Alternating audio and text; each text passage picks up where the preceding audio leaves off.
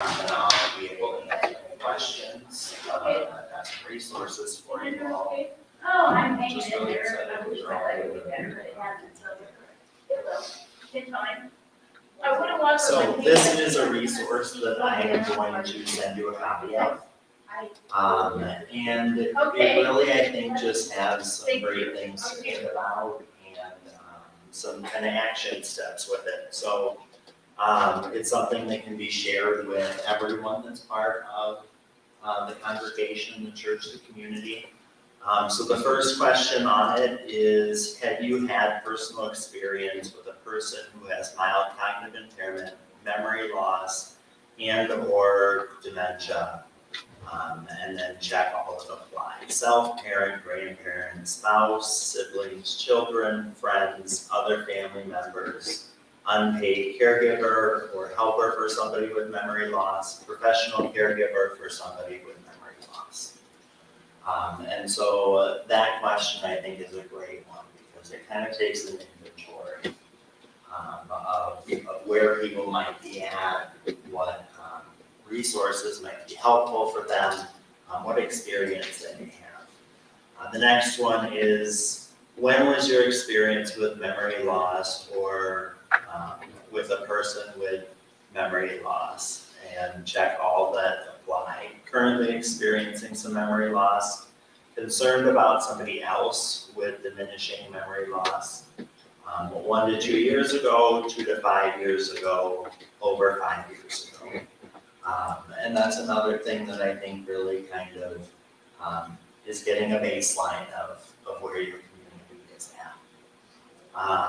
How comfortable do you feel about talking with somebody about memory loss? And the options are very comfortable, somewhat comfortable, uncomfortable, very uncomfortable, or I don't know. The next question is, what concerns do you have about dementia?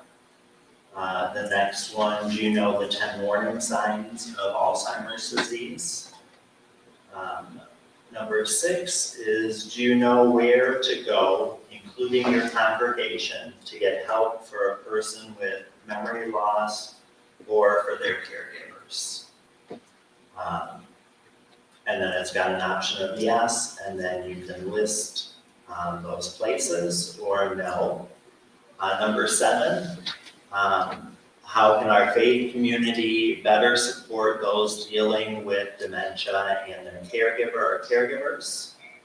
And then number 8, if you're interested in breaking the silence of dementia and Alzheimer's disease, learning more or talk about how our congregation can better or can become or be more dementia friendly, please complete the information below, name, address, phone, or so really looking at how people can get involved, what they might want to get involved with. They don't have to put their contact information if they don't want to. But I think the information is very valuable to gather from your group. And this here is one of those steps that this group has decided they wanted to pursue, was becoming more dementia friendly. And so we've done a few things.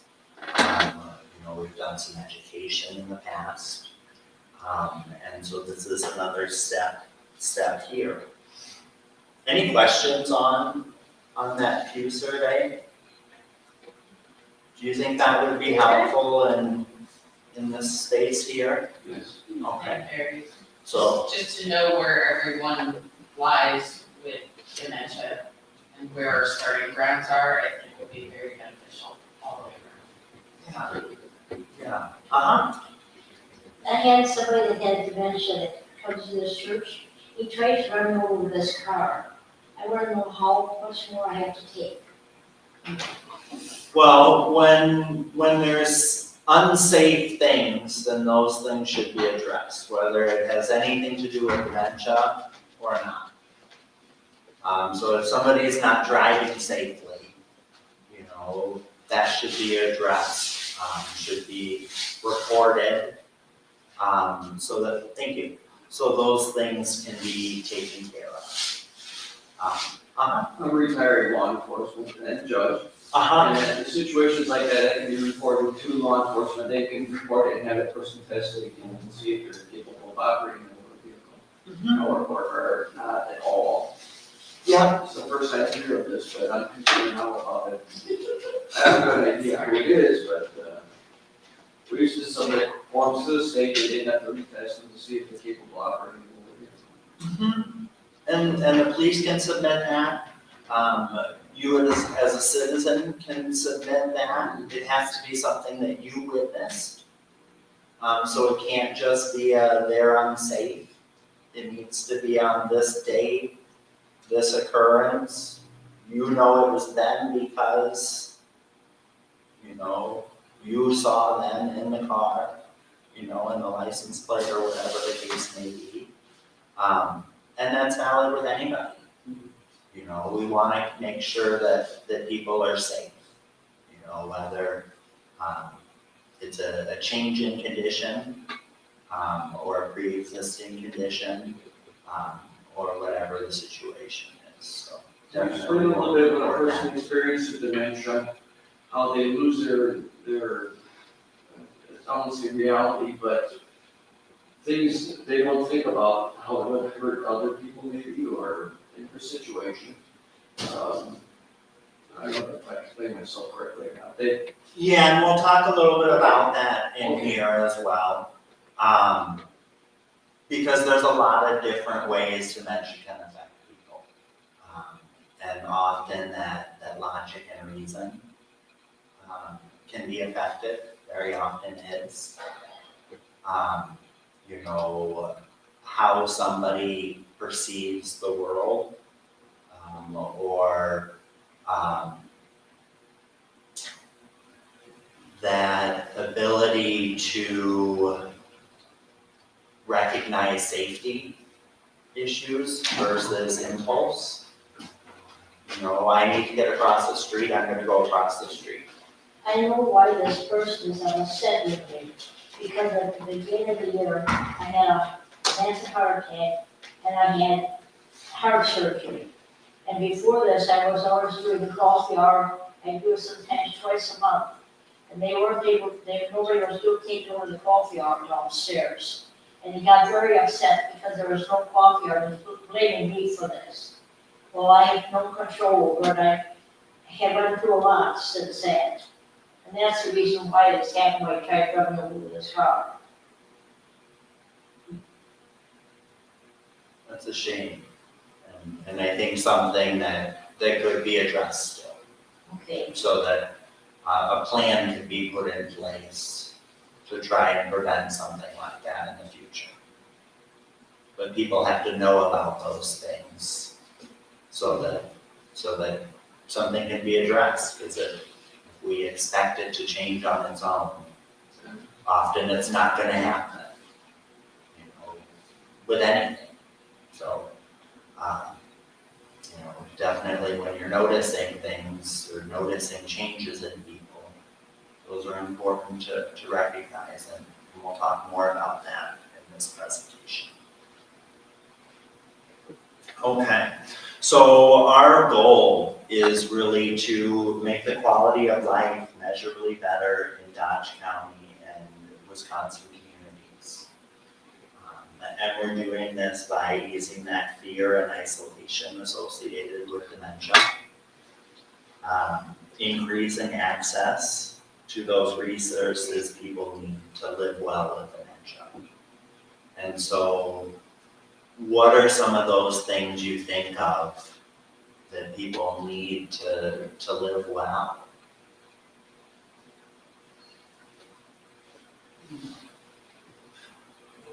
Well, supervision. The person, my mother was dementia, I had to put her over me. Well, and not even necessarily with dementia, but what are things that people need to live well? Safe place to sleep. Safety Yeah, and security. nutrition, security. Monitoring. What kind of monitoring do you need? Right now, at my 76 years of age, nothing but when that's one of my questions today, is it hereditary? I mean, my mother was bad. And I find getting older, my memory is, I'm thinking, oh boy, I'm gonna pick up some of ones. And we'll talk more about those things as well. But just security, knowing you're safe, Uh-huh. ample food, there's no harm comes to, The 4 walls, love. and also food, housing, transportation, and so forth. Basically, you're kind of hinting at that their needs are no different than our needs. Yeah. Is faith the need in there? Absolutely. Uh-huh. And is that something that's easy to accomplish at home? Easier with COVID and the internet and online services, but still not the same. Right. Right. Not the connected community of being sitting here every Sunday, especially if you've done it COVID. And does everybody have internet access? And accessibility to that if they're not able to? So we're gonna talk more about that because those are definitely needs of everyone to feel a part of community.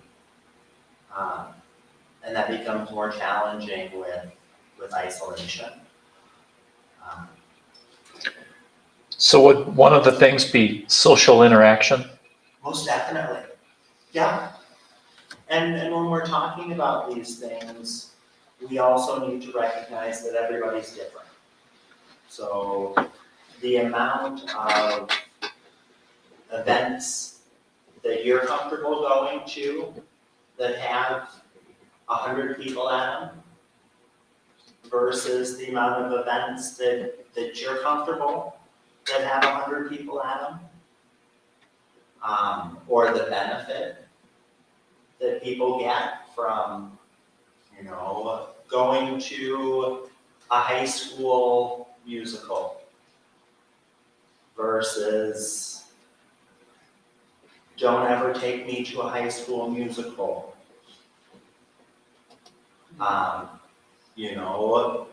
Those are gonna be completely different reactions when we, in all goodness and well-intention, say, oh, we're gonna take you to a high school musical. Maybe a really great thing, or maybe I'd rather go clean the toilet, kind of thing. Or, maybe cleaning the toilet is something people really enjoy doing. So that's not a good example for them. I found those people. That brings them joy, is having that clean, fresh bathroom. For them, come on over, Cutting the lawn. bring them over. I always love the lawn because for a week, it will look like it, raising kids and all the craziness. When you cut the lawn, it stays that way for a while, and very little in our life does that, so that's kind of her. It would be hard to cut, too. You made me think, there was a deacon who was a lion in a previous parish, and I tried to take him to Lions meetings, and he had dementia. And so that, best intentions, but it was very disorientating. And because part of his mind knew what he should have known but didn't, it was very unnerving for him. Mm-hmm. And we'll talk about some of those things that maybe if were looked at would make the situation completely different. And those are things that can be applied here, but also in other situations. Because how we look at maybe a Sunday service versus a Tuesday small group is gonna be very different. Some things will be the same, but there's gonna be a lot of things that are very different and things that we need to consider, that we need to think about with that. So these are all core needs that were brought up as the most important needs by people with dementia when they were surveyed. So that need to be useful, okay? So not wanting everything done for them, but to have, a use, to be able to travel, to shop, to manage day-to-day tasks, to visit places, and to run errands. So, are any of those things that are not on your list?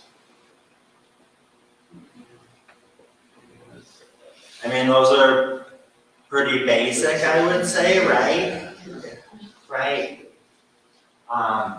And we'll talk more about why these very basic, what seems like easy things to do, become very challenging. And cause a lot of isolation, both of individuals, care partners, and families, and what we can do to really make a big difference and an impact with that. Okay, so when we're talking about dementia, dementia is not a diagnosis. It is a general term, but it's not a diagnosis. So it describes a group of symptoms that may include memory and other thinking skills that make daily tasks difficult. Okay, so it's may affect short-term memory and thinking. So we'll talk more about that, but with Alzheimer's being the most common type of dementia, short-term memory is what's typically affected first. Can I ask a question? Uh-huh. So dementia's not a diagnosis, it's Alzheimer's a diagnosis? Yes. So Alzheimer's is a diagnosis, but dementia is very general. So reading, writing, and speaking can be affected. Understanding and deciding. And I want to also say these things can also not be affected. So somebody having dementia doesn't mean that they have short-term memory problems. Judgment, planning, organizing, behavior, personality, movement and balance, and how one perceives their environment are a few of the things that fall in that list. Okay, so does that make sense in regards to what dementia is? Very broad. It means that it's affecting two functions in the brain. It's progressive, meaning that there's a decline in those functions, and it's affecting that daily living. Okay, and then another piece of that is it's not being caused by something else, and so that can be a challenge because, well, they have short-term memory loss, it must be dementia. And that's what started first, so it must be Alzheimer's. And that's not where we want our minds to go. I think that if you're a patient person and just more accepting of different types of people, I think it's easier to deal with someone with dementia because you're not automatically thinking what's wrong. You're thinking, how can I help you to help me understand what you need from me? As opposed to seeing the differences automatically and, this is frustrating for me as a person that you have dementia. And I've seen some people react like that, and I've had some massage clients with dementia, quite a few, in different stages. And I think that the best thing was that I was just very open to listening more than talking and finding out what they needed from me as opposed to, trying to dig in and try and understand everything that they're going through because I won't. And, so I think just being patient and understanding is one of the biggest things that I've learned to do. And then just be accepting. I think that's good because you identify that there, and if you say, if you become, you label them as dementia or whatever, everything, can they sense that and you're no longer their friend because you don't understand or accepting the fact, like with my mother, I just go along with everything. I agree with her, she did, boy, she blew up at you, and that was mom, but I could be in 5 minutes and ready to leave. But if you just work along with them, understanding some of the basics here, and just working with them, you're in the same boat with, not the same boat, but I'm understanding. not trying to fight you. No. I'm trying to help you. And we'll talk more about some of those things and the Okay. strategies. Okay. So it's not a normal part of aging. So because somebody is 90 years old, does not mean that that's a normal thing. Or because they're 100, well, that's a normal thing. Not everybody gets dementia, no matter how old people get. And it's not a mental illness. Okay, so it's not a chemical imbalance. And that is a big difference in how we need to manage it. So when we're talking about normal aging versus dementia and those 10 warning signs, so you guys will have a little preview when you do your little surveys. So poor judgment and decision making can be a sign of Alzheimer's or dementia. Typical age-related change would be making a bad decision once in a while. Okay, that's normal. We're gonna make mistakes, we're gonna make bad choices. Okay, just because somebody has dementia or Alzheimer's or a different type of dementia doesn't mean that a poor judgment or decision means that it's because of their dementia. Okay, so people make mistakes. Okay. Inability to manage a budget can be a sign of Alzheimer's or dementia. Missing a monthly payment could be a normal part of aging. Like we talked about, we make mistakes. That managing a budget now, we need to keep in mind, was that something they were able to do before?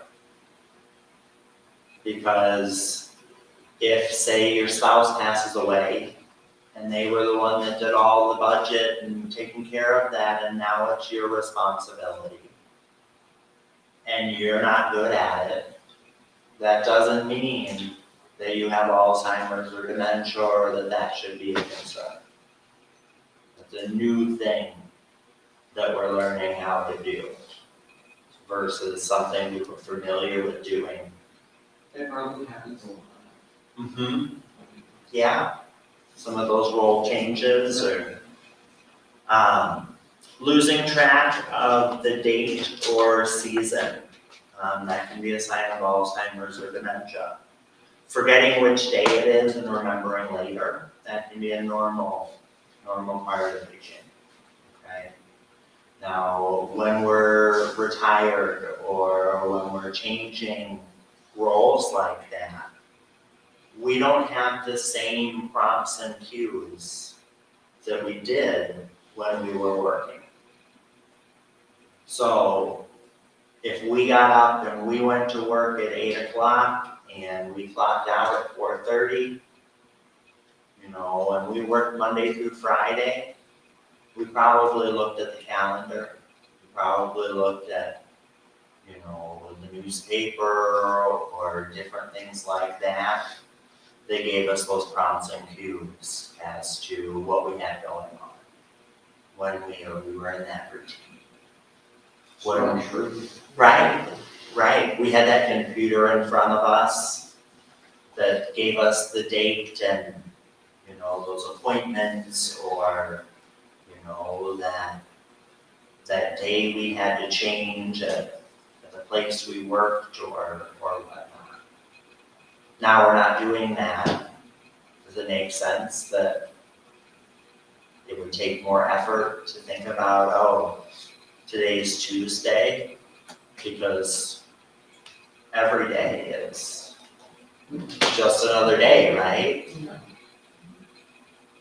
Then my dad would get up in the middle of the night and want to get dressed to go to church or work or those. Yeah, and that's different. Yeah. That's different than, I thought it was Tuesday, yep, you're right. Yesterday was Tuesday. Memorial Day or Labor Day, when you have the 3-day weekend, and now your Monday's Tuesday, Yeah, it throws you off, it's like, oh my gosh, what day is it?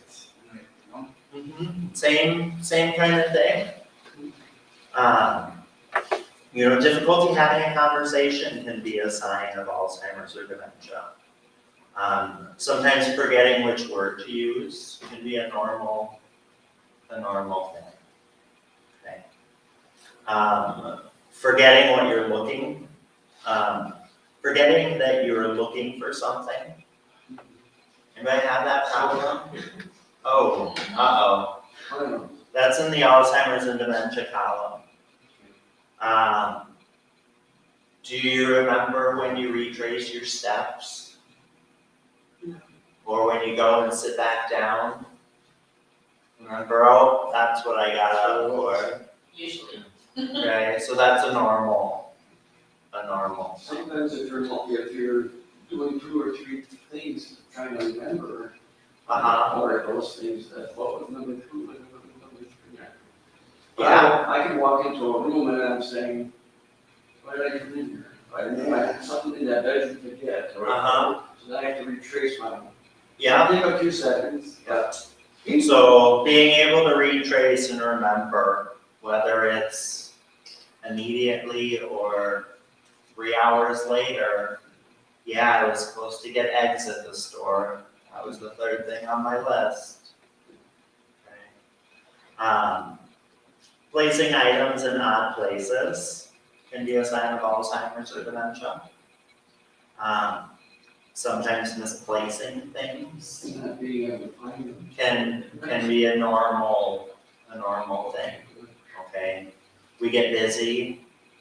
We're doing a lot of things, or we're carrying things, and we set things down, and we set something down where we wouldn't normally set it because we wouldn't be carrying 6 other things.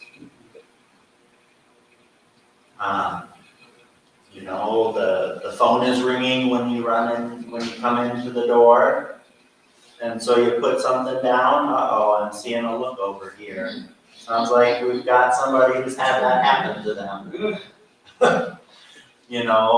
Those are normal things, and we'll talk about some of those too. Okay, so we talked about that kind of broad term of dementia. And so here We've got our big cloud up there. And that's all of those things that can be symptoms of dementia. Okay, and so, memory, problem solving, mood, senses, personality, behavior, language, judgment, communication. Those are all examples of those things that can be those symptoms. And then we have our dementia, which is that umbrella there. Okay, and depending on what it is that's hitting that umbrella, it's determining, what those signs and symptoms of dementia we or that individual has. Okay, and it's different for everybody. So we talked about, we don't want to think, well, short-term memory loss, they're getting older, it must be Alzheimer's, right? Because there's a lot of things that can exhibit the same way. Can anyone think of any of those things that might affect our memory or any of those other symptoms? Stress. Loss of a loved one. Uh-huh. Tired, Tired. not eating, hungry. Uh-huh. Nutrition. Lack of sleep. Yeah. Not sleeping. Medication. Medications. Yeah. All of Dehydration. those. Dehydration. Yeah. All of those things can affect how our cognition is. And so we need to make sure it's not something that we can treat and how that goes away. Okay. So depression, that's a big one. Okay. Infections. So things like urinary tract infections, respiratory infections.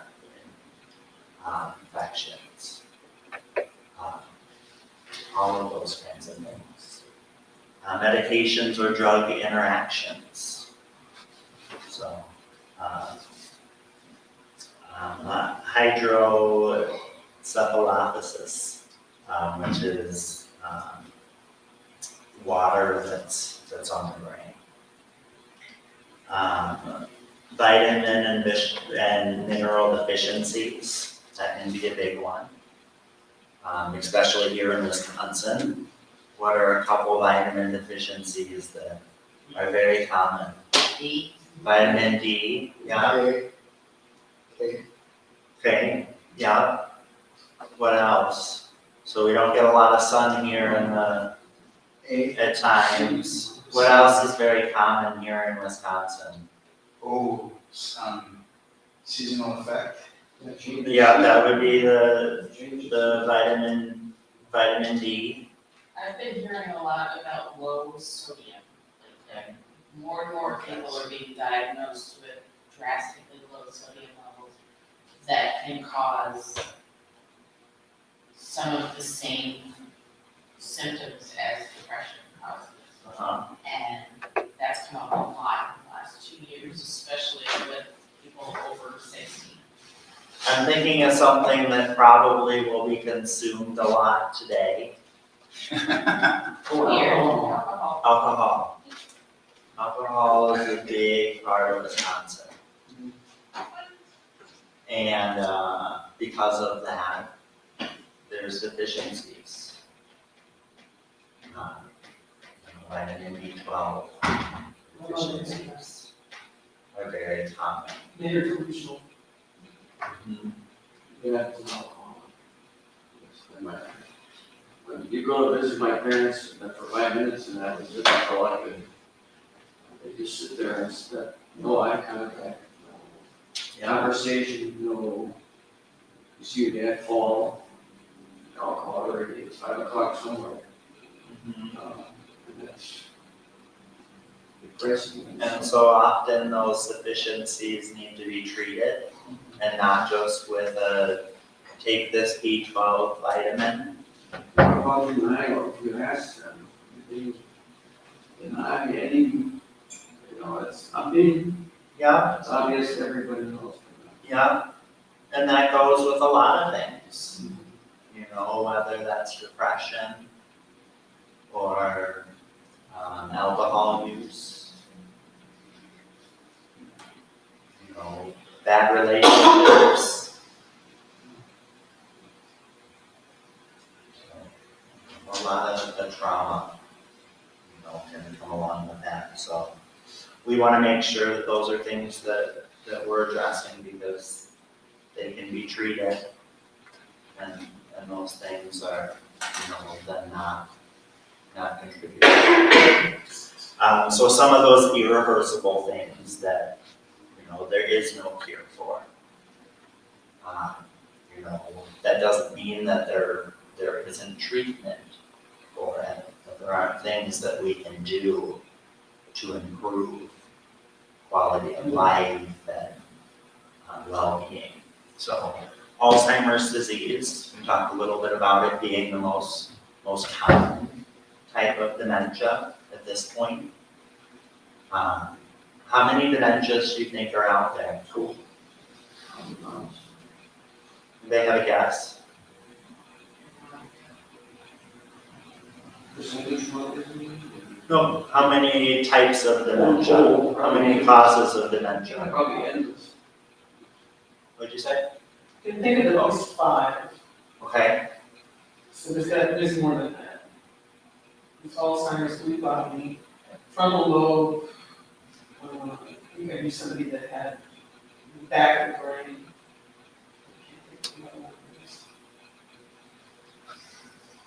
So there's many different causes of dementia. There's over 100 different types of diagnosis, true diagnosis of why the dementia is there. So I think of dementia as what you're seeing, what's being exhibited, the challenges that somebody's having. And then Alzheimer's or frontotemporal dementias or Lewy body dementias or Parkinson's disease or MS or MS is a type of dementia? it can be a cause of dementia. Not everybody with MS has dementia, not everybody with Parkinson's has dementia. Rarely. But there's, yeah. My wife worked on her PhD, and at the very end, there was just a lot of dementia, it was just kind of sad. Yeah, and so you asked the question about genetics. Yes. And so genetics can play a role. With that being said, if you have the gene, if you carry the gene for Alzheimer's, that doesn't mean that you're gonna have Alzheimer's. It's an increased risk factor. But it doesn't mean that you're gonna have Alzheimer's. And so there's other mechanisms or triggers that there's still a lot that's unknown in regards to those things. So vascular or multi-infarct dementia is another, where somebody might have strokes or TIAs. TIA is the mini strokes. Yeah. Right in there. Yeah, frontotemporal dementia, which is what Bruce Willis has. And frontotemporal dementias, it is a group of dementias. It's not one kind of dementia. And so there's different types of frontotemporal dementia. There's two kind of subgroups, and one is more of a behavioral variant, and one is more of a language variant. And so how those exhibit can be very different. But those have to do with where they're happening in your brain. So those frontotemporal lobes of the brain. Parkinson's disease can cause dementia. And so with Parkinson's, with dementia, the movement stuff comes first. And then the dementia comes later. Lewy body dementia is also a group of dementias. That's what Robin Williams had. It was undiagnosed. He nor his family knew that that's what was causing the challenges he was having. And Huntington's disease. So Huntington's disease is a unique disease in the sense that it is 100% a hereditary disease. So anybody that has Huntington's, there's a family connection to it. Now, having that Huntington's gene doesn't mean that you're gonna have Huntington's. But that one is a genetic one. Any questions on kind of those difference of what dementia is and what Alzheimer's or other causes of dementia are? I just wish they'd find a cure for Parkinson's. I mean, the dopamine in the brain, I learned just a little bit about, there's a very brilliant woman. And see her again, but she didn't know, brought up stuff that was nasty. But that was her brain working at that time.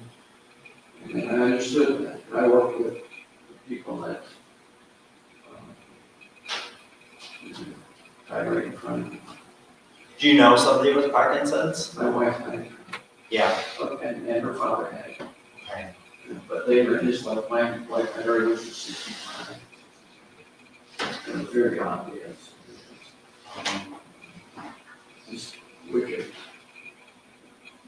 And you don't have to answer if you don't want to, but did she have dementia with her Parkinson's? Yeah. When she would bring up things like, you never talked to home to me. And what I said, we never went out to dinner, but that it still was not simple. That was her mind was made up. And that was it. And we'll talk more about the language we use, and how that can make or break situations.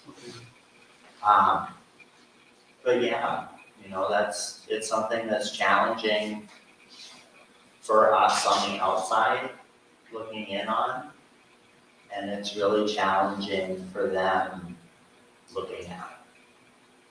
So we're gonna talk more about both of those things and how they're very different.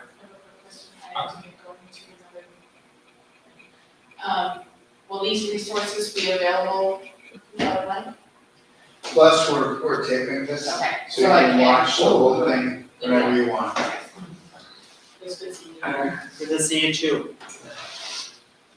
Any questions on kind of those causes or, that really broad general term, kind of like cancer? Doesn't tell us why or where or anything. Very general, so. This is looking at a brain of somebody who is the same age, same gender, same head circumference, and looking at somebody with healthy brain and somebody with advanced Alzheimer's disease. So what do you notice as differences there? One side. Yeah, the size. The healthy one looks less complicated.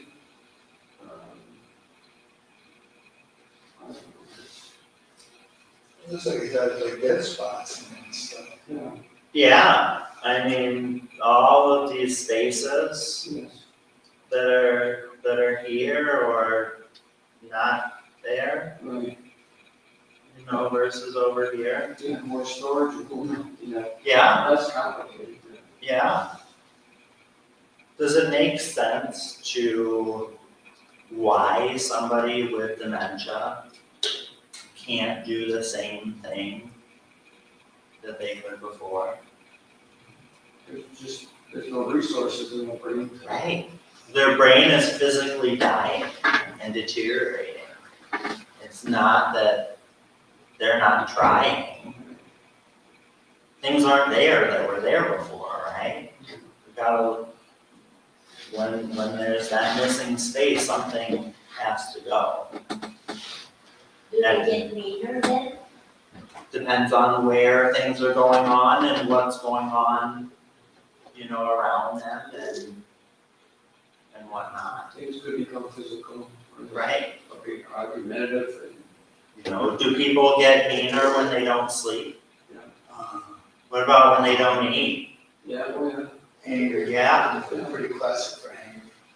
yeah. So there's a lot of factors that are involved, but most definitely depending on what part of the brain it is.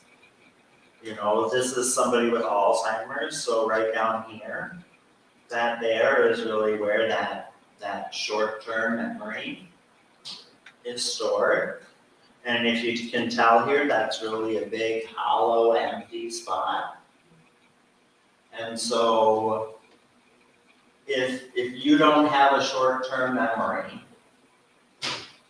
how does it feel when somebody says, "Don't you remember? Don't you remember I told you this already?" Just recently.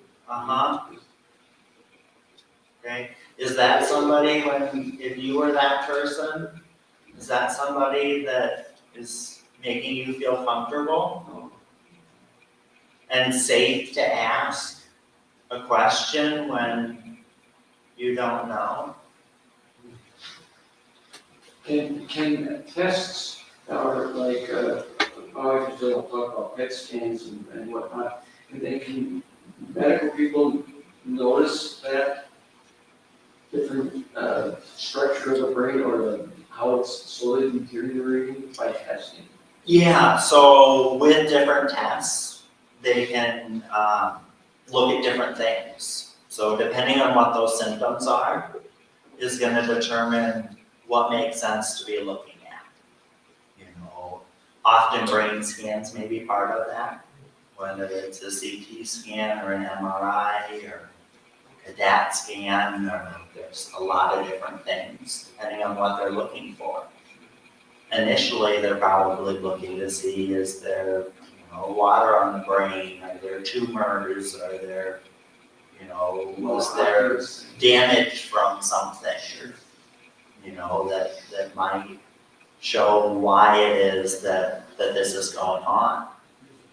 But it may be, those typically they can look at the size of the brain, and is it in what would be expected for that person of that age? Can brain injuries cause, be a factor in? Absolutely, absolutely. So, and that's another thing of depending on where the injury in the brain is. Did the brain hit the back of the skull? Did the brain hit the side of the skull? Did it hit both? And not all brain injury is severe. The brain is very resilient, very resilient. But, there's those things that it's not perfect.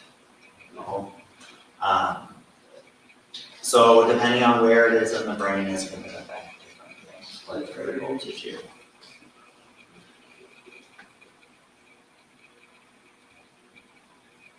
Okay, so 1 in 9 people over 65 and 1 in 3 over 85 are estimated to have Alzheimer's. So this is an old statistic. from 2018 that 5.7 million people in the US and 110,000 people in Wisconsin. It's the 6th leading cause of death. And on that, the only one that doesn't have a cure. Hmm. 80% of people are living in the community, in their homes. Okay, so when people often think about people with dementia or people with Alzheimer's, what do they think of? Nursing homes, yeah. Water units. Memory care units, yeah, needing 24-hour surveillance assistance, right? Yeah. Do you think dementia starts there?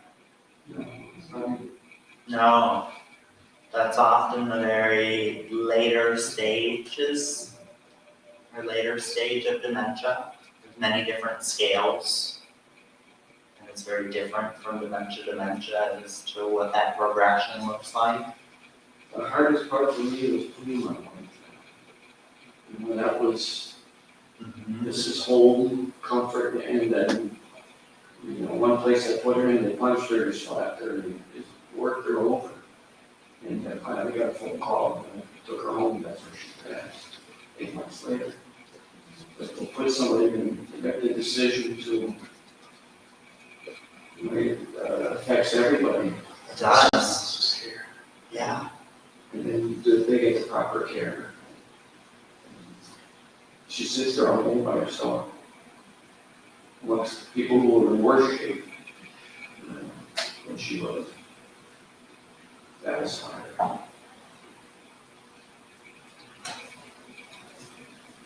30% of those people that are living in homes in the community, in their homes, live alone. So that's a lot of people that are living in the community independently without a support living with them. So do you think that all of those people recognize that dementia isn't just memory, or may not even be about that memory piece?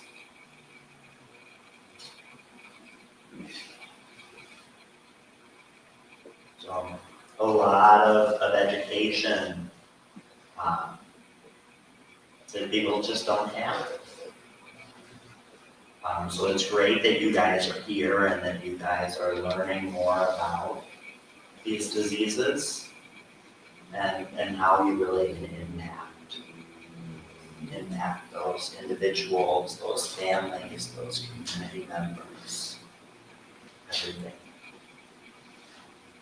So Dodge County has an estimated 2,150 individuals that are living in the community.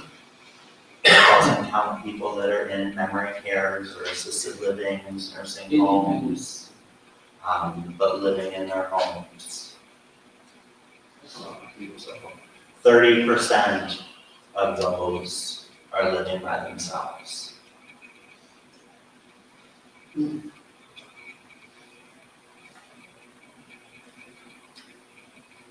That's just our county. Yep, that's just Dodge County.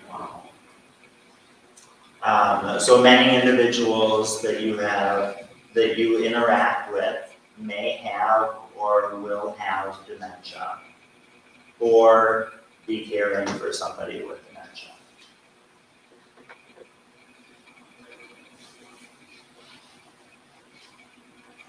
Okay, so we're here because of dementia-friendly community.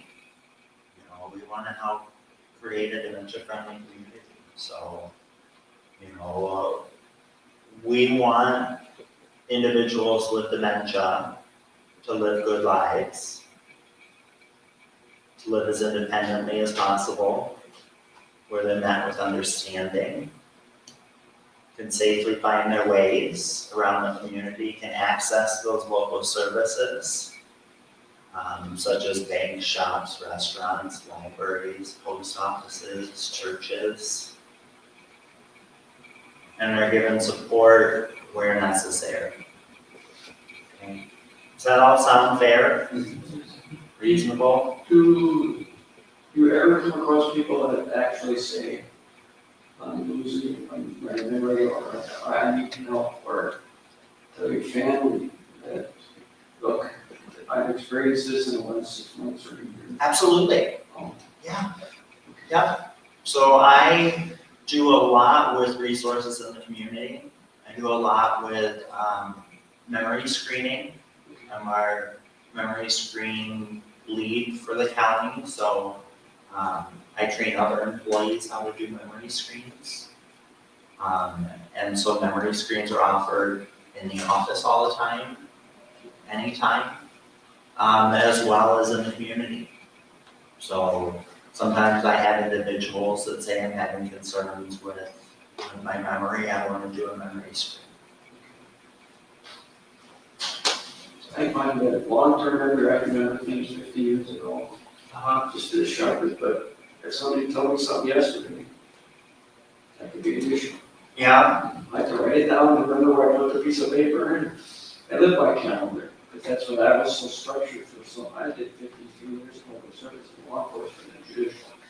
And you had to write everything down, otherwise you submit, but it seems to be getting, you have to write everything down now, and I'm sure your father, you live by calendar. You know. just one? Yeah. No? So, Yeah, but this little book is so that I don't forget all the stuff that goes on, so. yeah. You know, and those are our tools, And I recognize. you know, that we can put in place that make a big difference. I recognize I'm getting older, and that the things that are happening eventually. So I have my POAs, everything's in, Yeah. everything's in order. I get that. So when we're looking at dementia-friendly communities, it's not just one entity. You know, it's really looking at how can we make that community dementia-friendly. And so this is a big step here, you know, to have, you know, faith communities that are part of that, to have medical things that are part of that, to have the library just became dementia friendly. So, just do that. In Beaver County. Yes, I am. You know, there's quite a few other dementia friendly businesses and organizations in Dodge County. So, we're gonna watch a little video. And it's gonna show a little bit about some of those little things that can make a big impact, both positively and negatively. We're gonna see it, the what I'm gonna call the normal interaction, and then the interaction with somebody who has a little bit more experience. You may get a little commercial preview.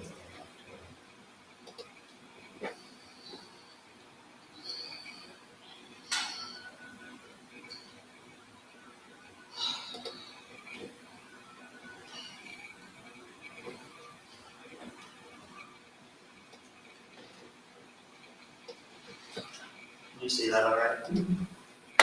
That's probably, is it on? Let's see if I can make it louder.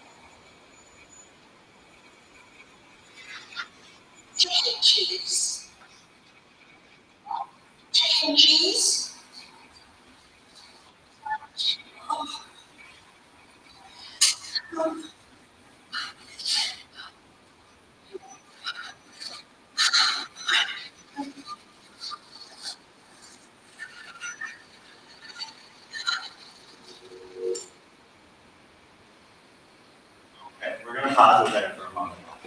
What did you guys notice with that video? The lack of health. Recognizing.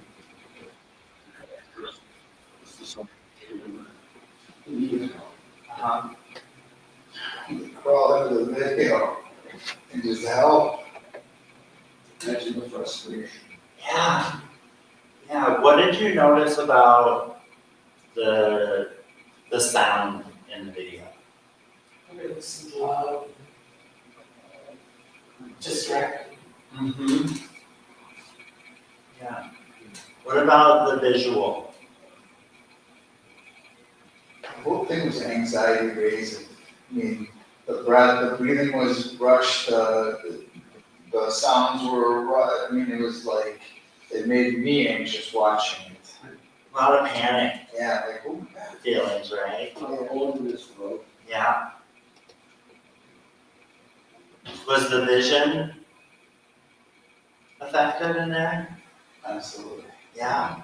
Oh, yeah. Okay, so we're gonna watch the rest of this now. People with dementia have experiences like this every day. A little bit of understanding, tolerance, and patience can make all the difference.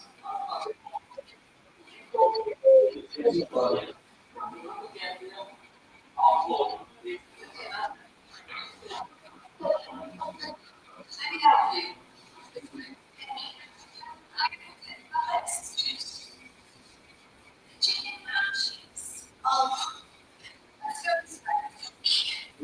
find out how to become dementia friendly. Were those things that took longer to do?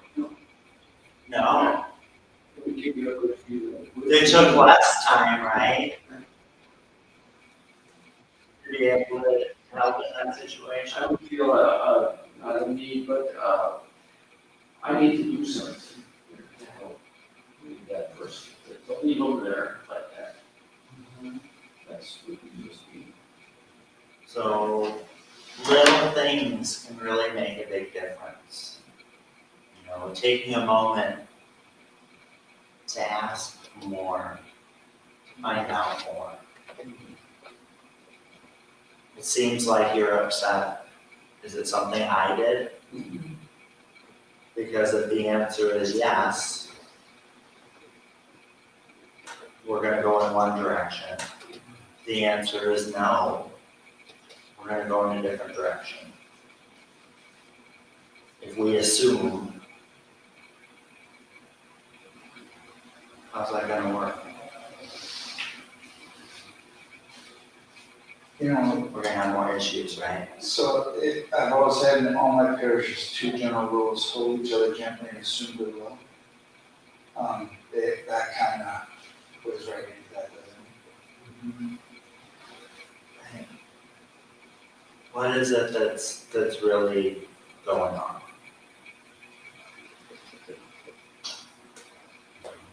So. It'll be like that, maybe. Okay, so purple angel, what does it mean? Have you guys seen the purple angel anywhere? Where have you seen it?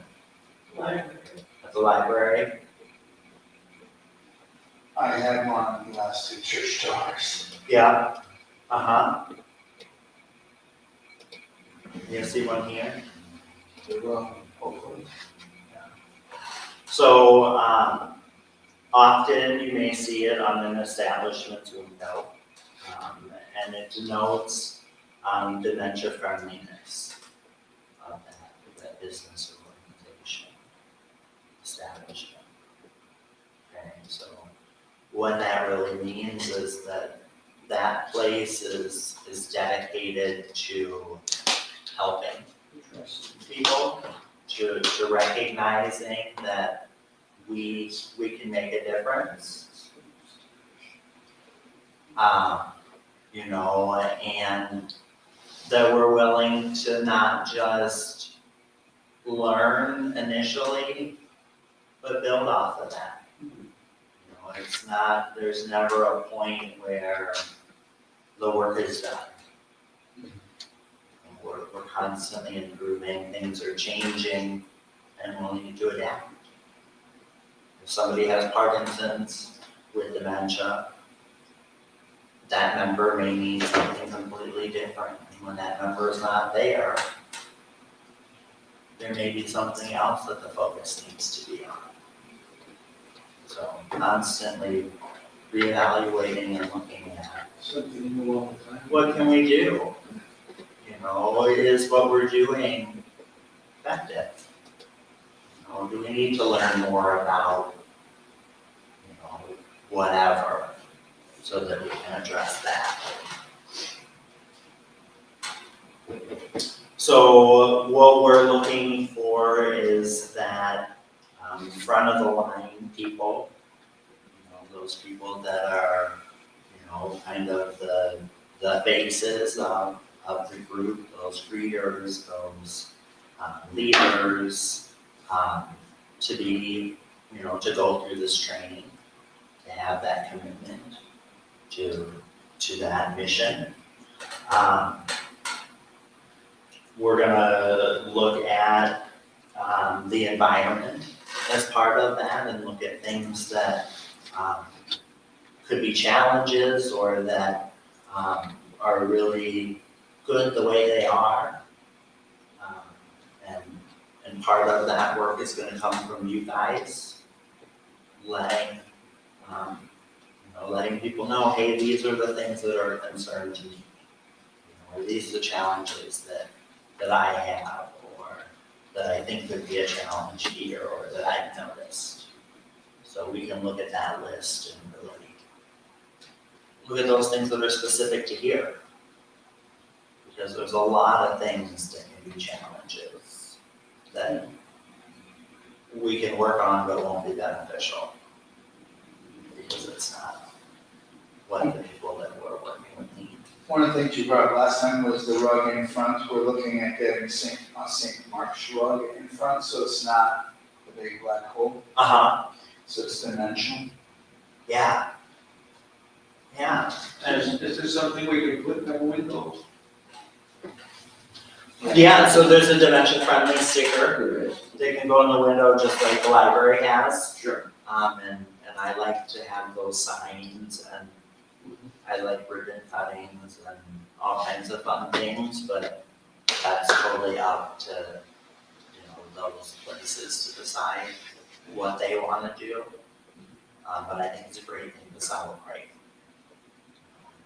To make people aware of.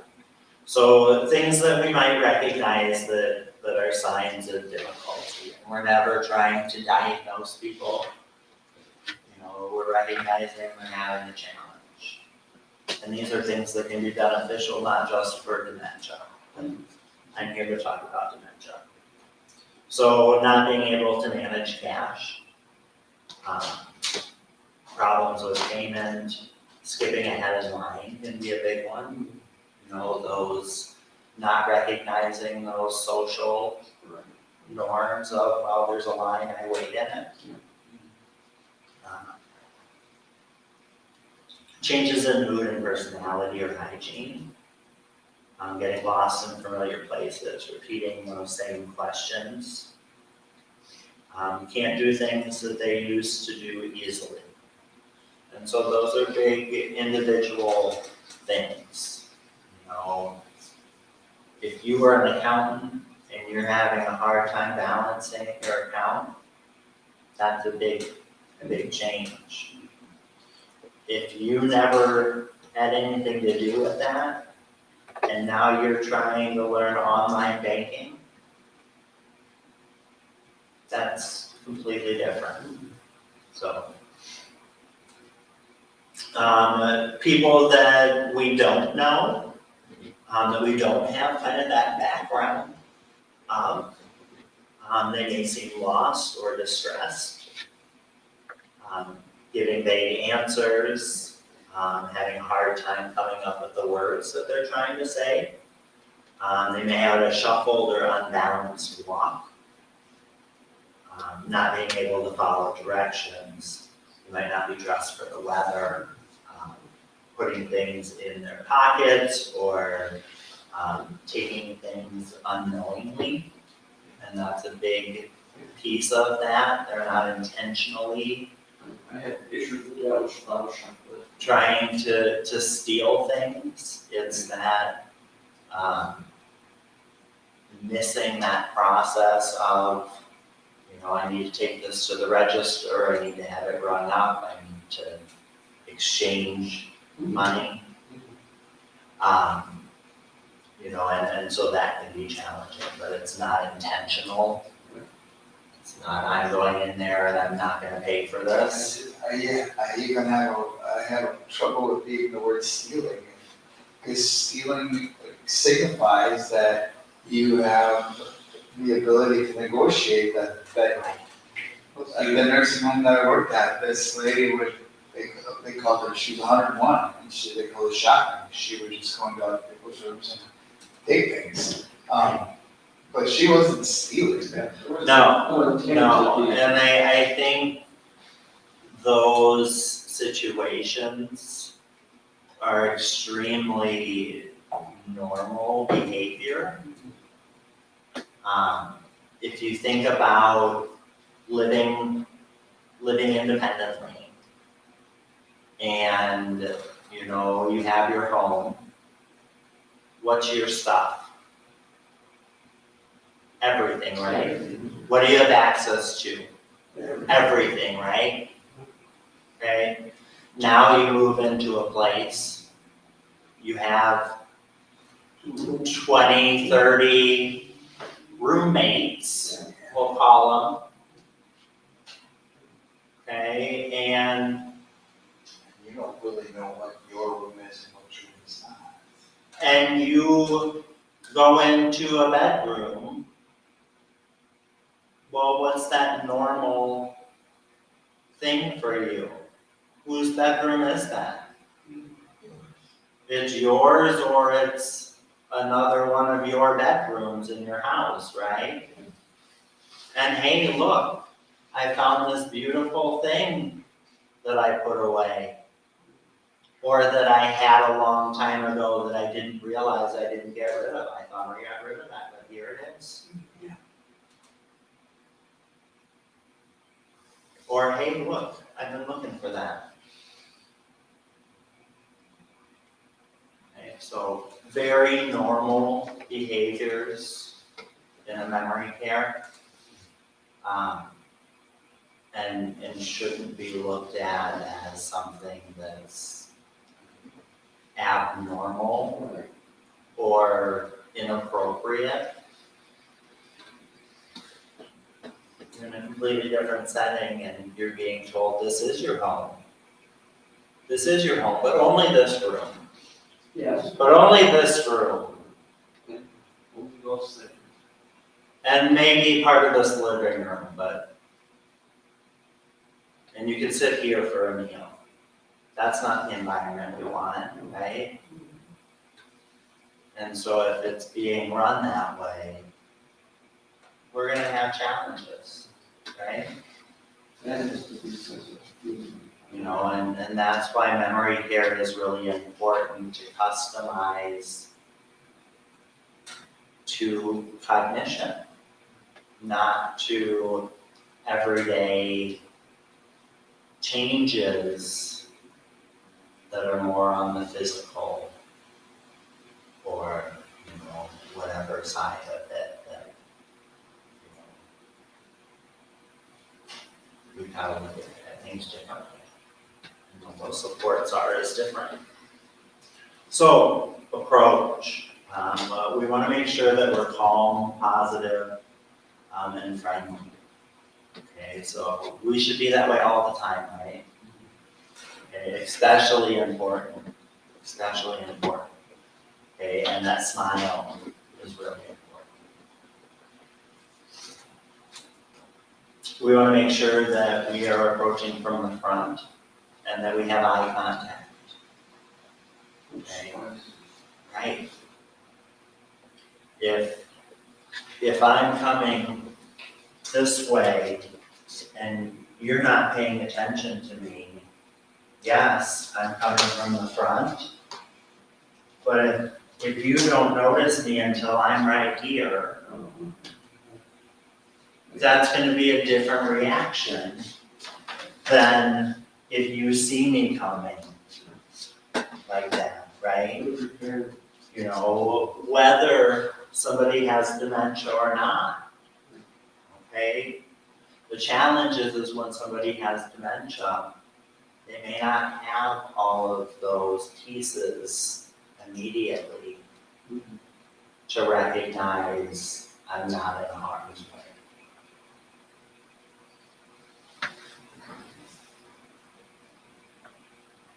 Making sure that we're introducing ourselves and offering our hand. So, hi, my name is Rob. Okay, what does this handshake show? There's no aggressiveness, There's an acceptance here. He's comfortable with me being in this space. Does that mean he's comfortable with me being here? No, we're not there yet.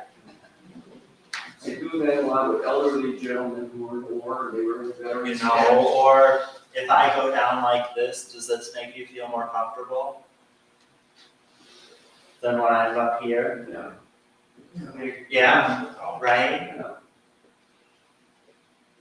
Without being placated. Right.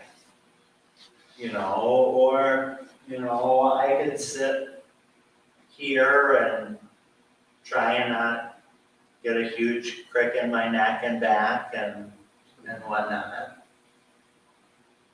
But this is giving more of a comfort. If he decides, I'm not liking this, I can back away. In his personal zone. I'm still keeping myself safe. Because we don't have a relationship yet, right? We've just met. And so, if we don't get that handshake, if I reach out and I don't get that handshake, that's a big signal that I may need to take a little step back and respect that we aren't there yet. And that's with anybody, right? All these are good best practices. Right, yeah, good experience. So simple questions are huge. don't wanna have this big, long, drawn out kind of question. Uncomplicated, simple ones they can answer. Yeah. And giving them time to respond is huge. What'd you have for breakfast? And what do you wanna do, now?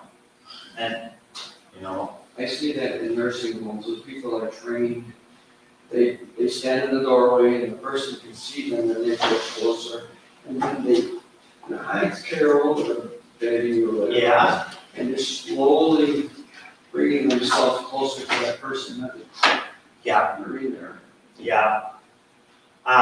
So getting them time to respond, and that can be an eternity in our mind, that silence. Okay? At least count to 5. And that seems like forever. It may take somebody 30 seconds to hear what you're saying, to process what you're saying, and to come up with that response. So if we're not getting that response, something like, if you think of that later, let me know, can be a great response, so that it's still an open conversation. Or let's do this, if you want to do something different later, let me know. Okay? Not arguing. Okay, think about that brain image back earlier. Okay, are we working with somebody who has the same ability with reason and logic as us? Do they have all the same information that we have? No? Okay. Are we gonna win that argument? Not a chance. Not a chance. And if we do, say we win that argument, who's happy? Who's got trust? Who's feeling heard? Right? So, what is the harm in the situation is something we need to ask ourselves. These potatoes are really good. Well, those are carrots. No, they're potatoes. Okay. You know, is there any benefit in us saying, no, that's a carrot, it's orange, see, this is a carrot here, this is carrots. So that's one of my questions, is going along for the ride, is there a downside to that? Is there a downside to, somebody who thinks it's Christmas in July? And so you're like, Merry Christmas. Does that perpetuate the dementia in any way? Does it? Every situation is different. Different. You know, and so, you know, it's not inappropriate to, you know, question things. But when we get that response that, no, that's a potato, Then be respectful of that. well, Leave it at that. we're not gonna win that argument. Pick your digits. Does it matter that it's a potato or a carrot? No. Was the purpose they were eating it? Did they say it was good? They're eating it? What is the benefit of it being a Have carrot? yourself some more potatoes. Right. You know, what is the benefit? There isn't one. You know, the sky is brown. What's the harm in the sky being brown? You know, why not use that as an opportunity to, what else do you think? You know, what does that remind you of? versus, no, it's blue. There's not a cloud in the sky. It's bright blue. No. What does that matter? What is the benefit in that?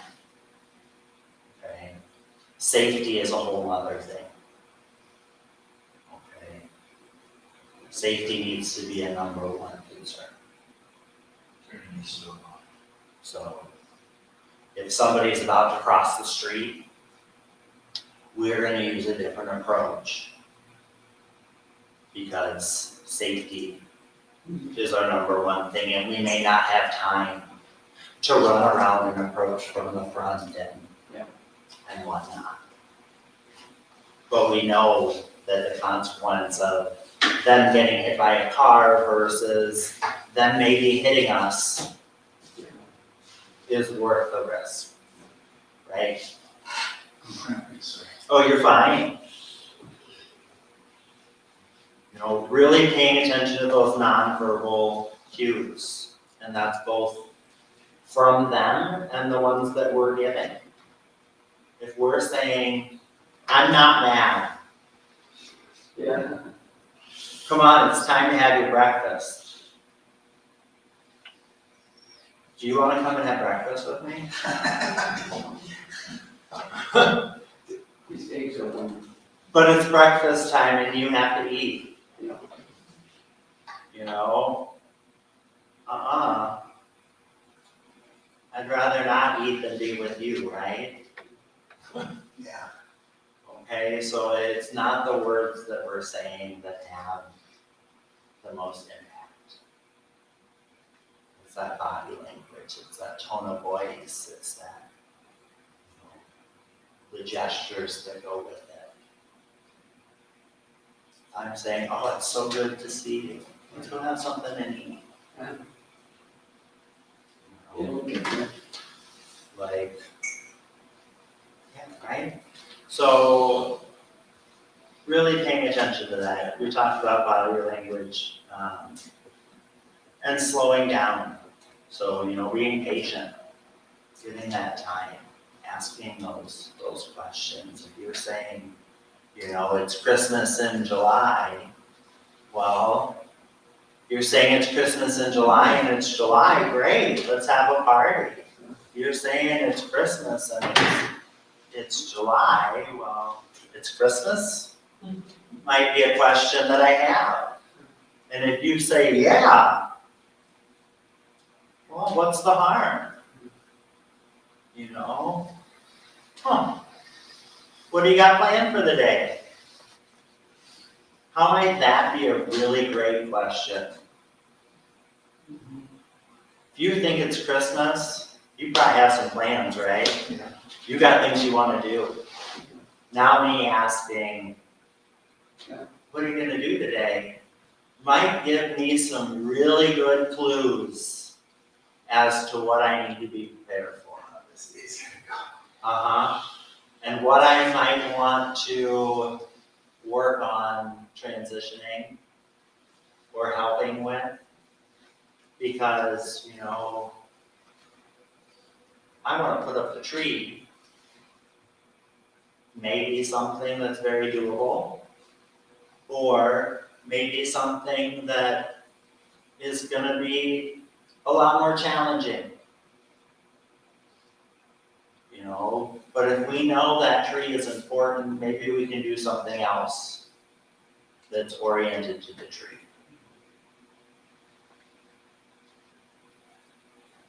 Because we know that tree is important. Okay, so clear and a little bit slower. We're not talking to them like they're a child. Short sentences. One thing at a time, and giving them that time to respond like we've been talking about. An even tone, we don't want to raise our voice. We're not talking to other people as if the person isn't there. Whether they're in the earliest stage or the latest stage. We're not arguing, And using the word we can make a huge difference. We're gonna have breakfast versus you're gonna eat. You're gonna come down to the dining room and have breakfast. Does that sound as inviting as we're gonna go have some breakfast? Something here in the army. Right. So yeah, doing things together. Okay, so when things are difficult, because they're gonna be difficult from time to time, especially when we don't know what's going on, which can be a lot of the time. Slowing things down makes a huge difference. Maybe it's taking that step back. Staying calm, how we react in those situations is going to be a huge driver in where that goes. Okay. If you're saying that there's a fire and I'm saying it's okay, don't worry about it, how's that going to go? Not great, right? Yeah, I was calm. My tone was great. I reassured you that things were okay. It's not going to go great because what's his concern? There's a fire, right? And how did I take that? I don't believe you. What you said doesn't matter. Like, figure it out, right? Versus, there's a fire. You know, what do we need to do? You know, now we're starting that conversation. We're figuring out what is the actual. You know, well, we've got to make sure that the pets are taken care of. Okay, let's make sure the pets are taken care of.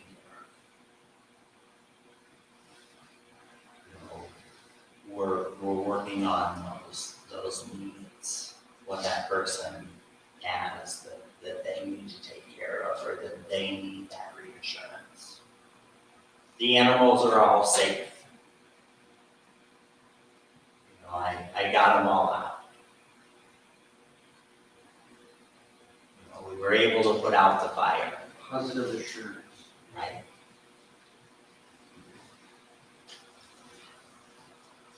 Okay, we don't have to actually get a fire extinguisher and be blowing it all around.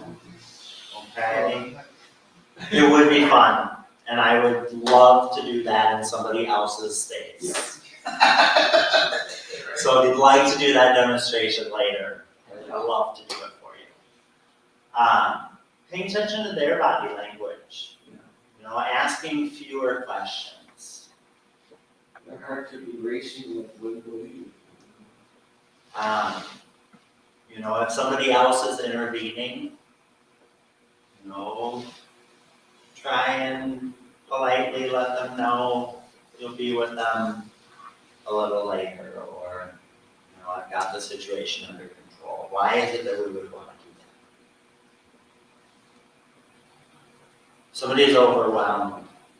Are you gonna feel more secure if another person comes over to you? As a person, and their approach. Yeah. Now you got two people involved, But assuming it's not right? that right person, it's somebody that's just there to help in the situation, is that gonna be helpful in the situation if you're having a hard time communicating with a person and now somebody else is there asking questions? One and- more thing has to do Complicated. Right? So simplify, not just those sentences, but simplify. You know, we might get somebody else to help for assistance. Making a future plan so that, you know, if we know this is something that happens, we make a plan so that we can prevent whatever it is that's going on, and we adjust that plan as needed. Maybe it's letting us know, before you come, so that we can have things ready.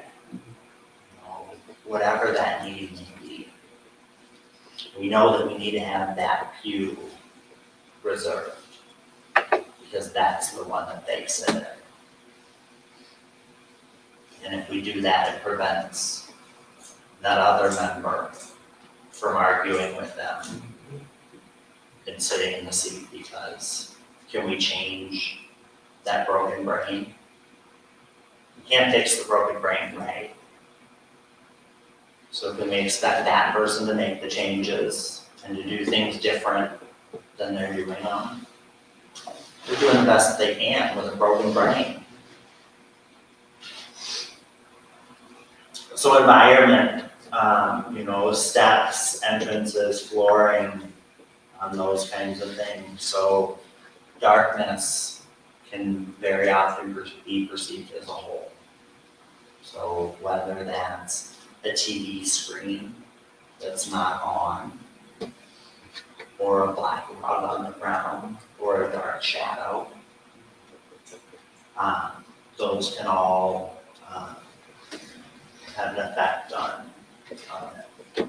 So visual clips, mirrors, glass, stuff like that. Like the stained glass over here, you don't get that glare and reflection, at least from working on iMac. Maybe you do from different angles, versus like the glass in the room back here. Now, is that going to be a challenge for somebody with dementia? Most of the time, probably not, because they're facing this way, right? When might it become a challenge? People think that maybe have to be locked up in there, or that's why we put the people who cause disturbances. Could be, there's a million different things it could be interpreted as. But when might somebody have a challenge realistically with that? More of baptism when you're facing it. Yeah. So when today might somebody have had a challenge with that? Leaving, when else? Communion. Yep. Just why is that room there? Right. What's the purpose? So what might be something that might be helpful for somebody who recognized they're sitting over here, they come up, they finish their communion and they go back. So they are prepared or informed that what that room is for? Or- This is Father Mike. Could be. So they have, they remember. I'm in a training right now. It might be where they're sitting at, so that there's less of that. When you do communion, you come up and then you go back down, or you go down that way. So, having a person on this side of the church might help, because then they would be going that way versus going directly at it. So that in itself could eliminate it and not have to have a conversation. Recognizing what it is that they're perceiving it. But maybe it's lighting it so that it doesn't have so much of the glare. It's going to depend on the situation. Putting a curtain on it. We might be putting a curtain on it. Are we going to need to address that? Not necessarily. Does it make sense to address it if it's not an issue? No. But if we recognize somebody comes over here and they stop, or they're fearful, we need to try and figure out what is it that's causing that, right? Can we put them over here and they walk that way and that eliminates it? If that works, great. We don't have to do anything with this. We've taken care of it. If we still have that issue, and they're focused over there, then we're more likely, well, it's something over there, you know? But we've got some work still to do to figure out how to fix that. How are we gonna do that? Awareness seems to be the key though. What might we do in that situation? We'll just have somebody walk with Well, us. somebody that trusting, someone they would know. Ask them. Yeah. Hey, what are you noticing over there? It looks like you're worried. What's going on? Might tell us everything. No, it looks like there's water pouring out of there. You know, or there's people that are looking at me. Or they see the reflection of themselves. Right. How we address that's gonna be completely different. So being that detective and not assuming that what would be logical and reasonable for us is what that broken brain is telling them. Don't assume. Don't assume anything. Because you can be very, very off. Noises. So whether that's phones or pipe music or voices or radios or air conditioning or refrigeration or windows being open or fans. There's a lot, right? Doors slamming. You know, all of those things can affect how people perceive things.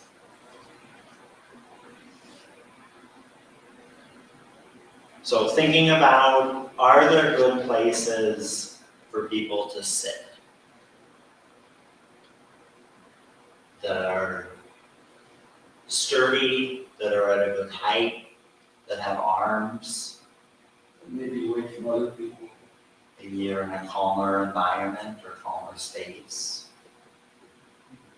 Background. You know, places where people can take a break. Not be observed. Right. Mm-hmm.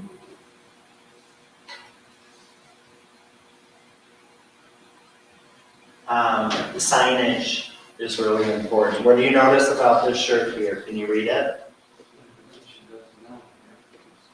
Here, as we all like it. Okay, is it easy to read?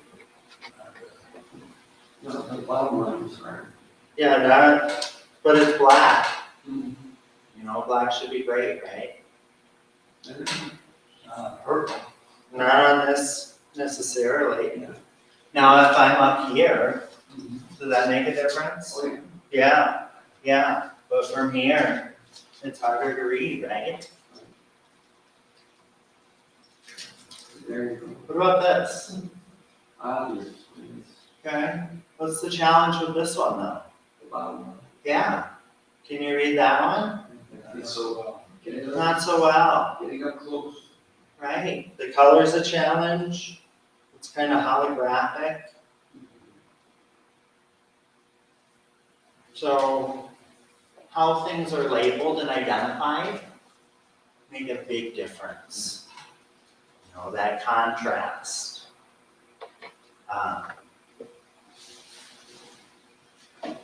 You know, As we start to look at some of the things that add that into the project, correct signage, easy to read and follow signage, that could be pretty. Yeah. We're gonna be doing some stuff, and so Soft, to incorporate that. soft messages. you know, are those signs at eye level? Yeah. And that becomes challenging, because what is eye level? Yeah. You know, Who's eye level? we've got people who are this tall, we've got people that are this tall. We also have people that are in wheelchairs. Yes. We also have kids. you know? And so, sometimes we have to, figure out what works best for our situation. If we're trying to get kids to go someplace, and we're putting the sign up at adult eye level, why aren't they following directions? When we're saying watch where you walk, and we're putting signs up here.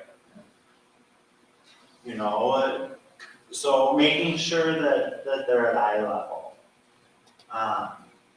Bathrooms are a big thing. So whoever needs to use the bathroom. Everybody, right? And they should be, we're working on that now. So being able to find where the bathroom is That's the first thing I thought of when signage is that. is a huge thing. That's a need everybody has. Yes. And so if somebody can find the bathroom by themselves versus I have to find somebody that I can ask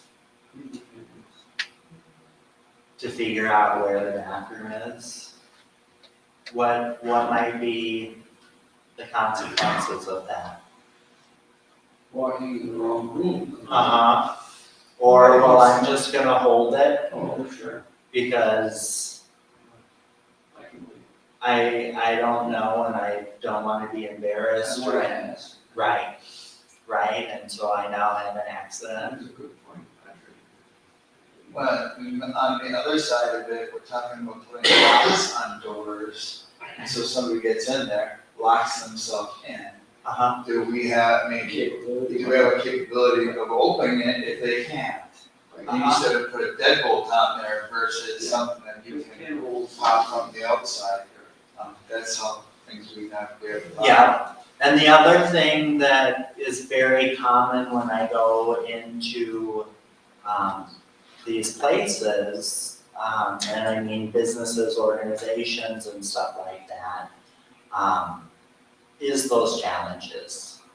My mother used to get trapped in the bathroom, there was a handle like this instead of a knob. Right, But she would pull up instead of down. So having a sign And then it's on that says, open, Yeah. closed, or open locked. Yeah. Or, turn, things like signs in the bathroom that say exit on the back of the door, on the inside of the stall door if there's a stall. Yeah. Yes, it seems logical to us, but when you're in that panic mode of how do I get out of here, I'm trapped in here, Go from 0 to 10 like that. So that can be avoided by So is it? exit, unlock. I think there's great. Those kinds of things make a huge difference. And we'll go through an environmental walk another time where we can look at that stuff and see, what might be causing challenges, what might be things to look at when we're doing a remodel. I'm not gonna say these are the 50 things that have to be fixed right now. Because a lot of that's gonna depend on, is it a challenge for your members? For the people that are here, because something being familiar also has a lot of benefit.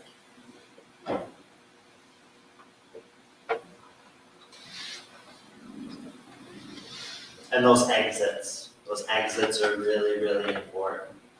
People know how to get out of here. So, Having glass doors versus solid wood doors. People can see.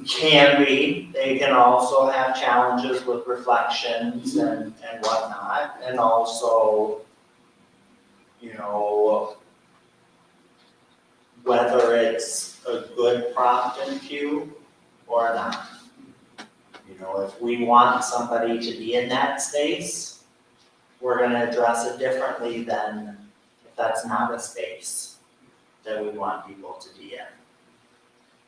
But that wayfinding is really important. So I'm gonna watch one other short video.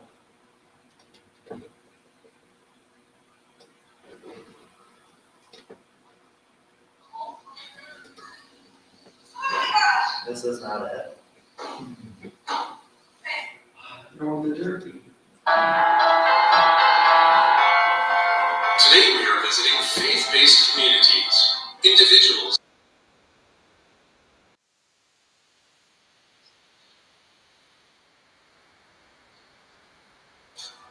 Missing services or confusion over time of service. Changes in mood or personality. Withdrawal from an organization's activities or a change in a person's level of involvement. Problems finding the right words. Here's what you can do. Be aware of the person's and your own body language. Smile, make eye contact.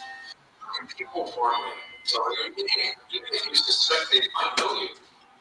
Offer social and supportive programs for people living with dementia and their care partners, such as arts and crafts, caregiver support groups, or a memory cafe.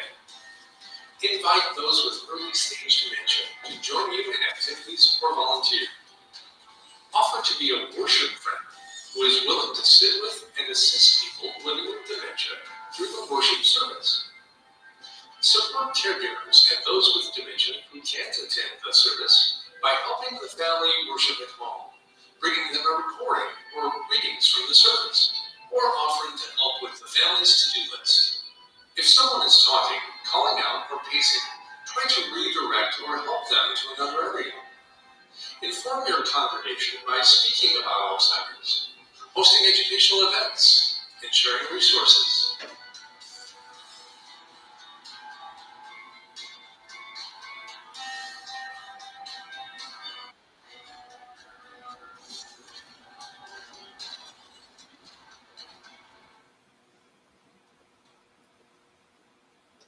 Okay, so what questions do you all have?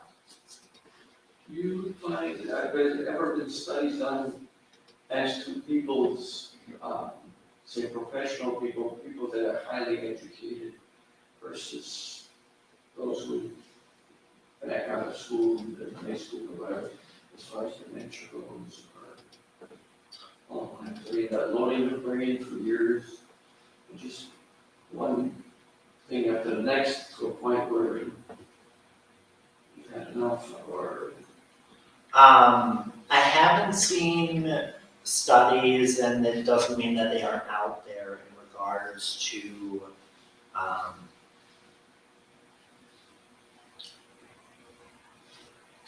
guess to me, it sounds like you're saying kind of more of that continual education and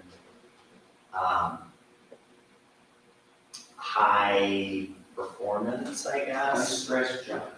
Kind of thing, in regards to, Working machine. how that compares to not. I know with higher education, it's creating more reserve.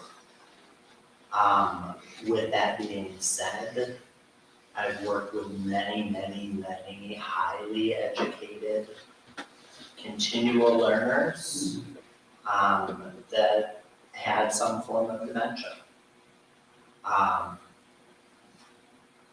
Where I think it becomes more challenging is in regards to diagnosis. Because the general screenings that they use may not detect those changes because of that reserve.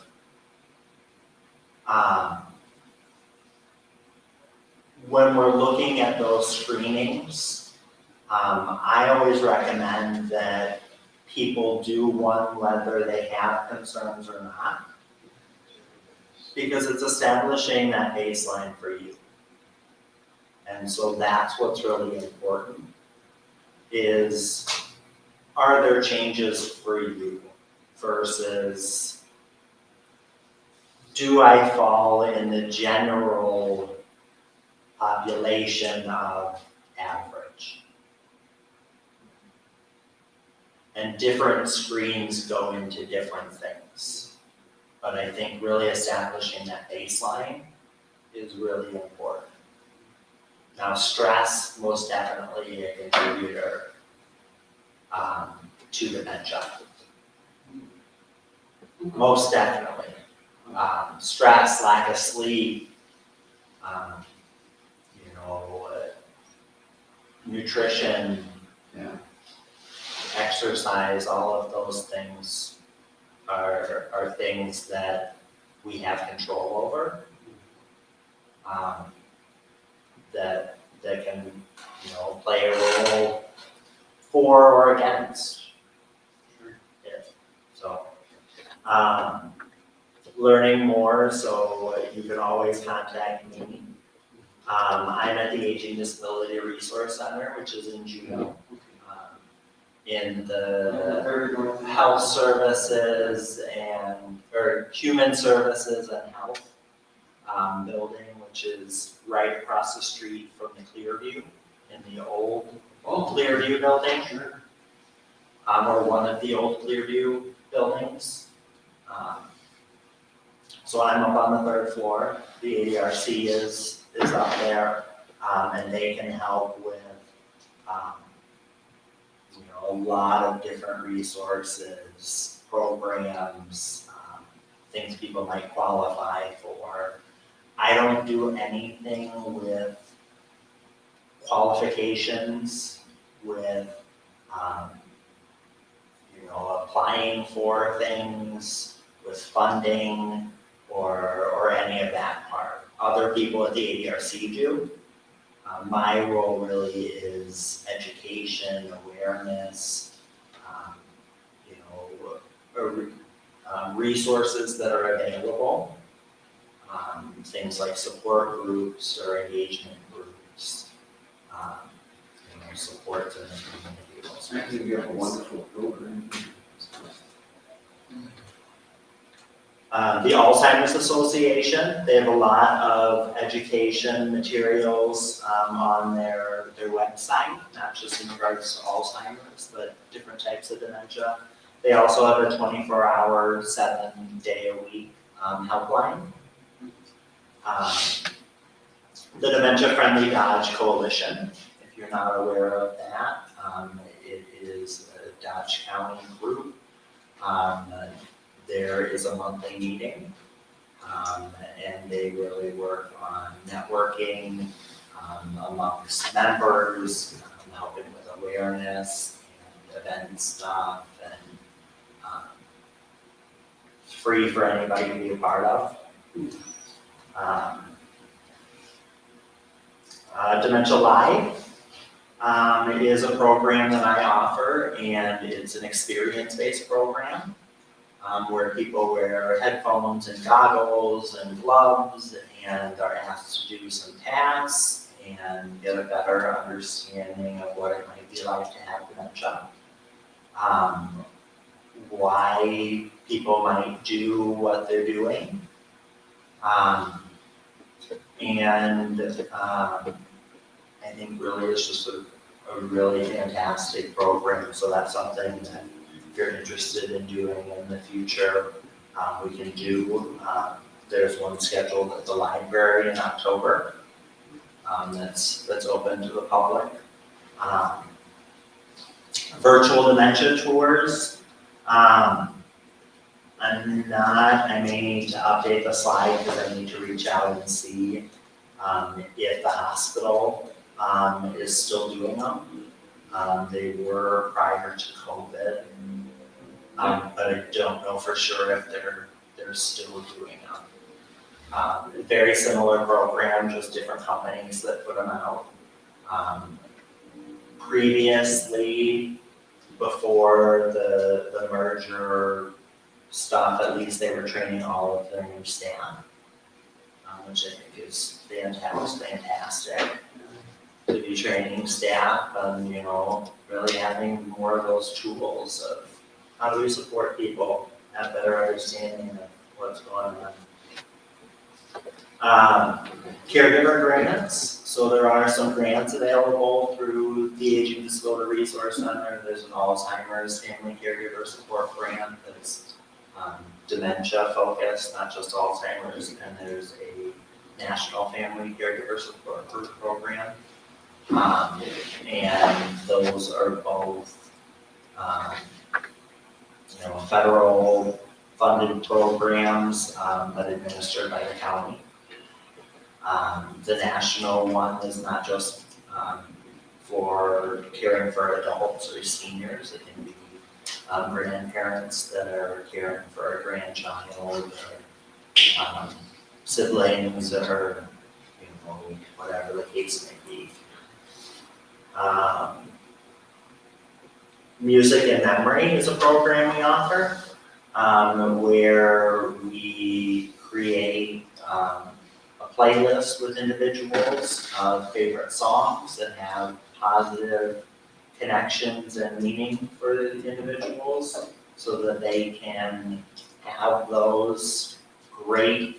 that great playlist to listen to whenever they want to, or when they're having a hard time, or when they need to take their focus off of something. I use music. Yeah, makes a huge difference, right? My dad was a professional musician. It's calming. I mean, I'm not at the circus, but I like my music and that. Yeah. And so typically when we're looking at those playlists, we're looking at music that's from people's teens and 20s. Typically is the area that we're looking at, because that's really where the brain is developing kind of that taste in music and discovery and whatnot. So, Share the Cares is a program that we have of different resources that are available to be checked out or borrowed, or different things with that. We have our Spark program. Has anybody heard of Spark? No, so Spark is a program for people with dementia or mild cognitive impairment and their care partner or partners. It's about getting out and having fun, being in a safe, understanding environment, meeting new people, learning about each other. It's a sensory-based program. We have 4 of them in Dodge County. So they're monthly programs. One meets at the Dodge County Center for the Arts. One meets at Unmasked Expressive Therapies in Beaver Dam as well. One meets at the Horton Marsh at the education building there. And one meets in Waupun at Imagine That, which is right on Main Street. And they're not about talking about dementia. We're not trying to solve problems or issues or anything like that. We're having fun. We're, asking a lot of open-ended questions versus who is this? We might say, who do you think this is? What do you think he was doing before this picture was taken? Those things that there's no right or wrong answer, right? It's what you think. It's what it makes you think of. It's what you were reminded by. Versus, what did you do on your 13th birthday?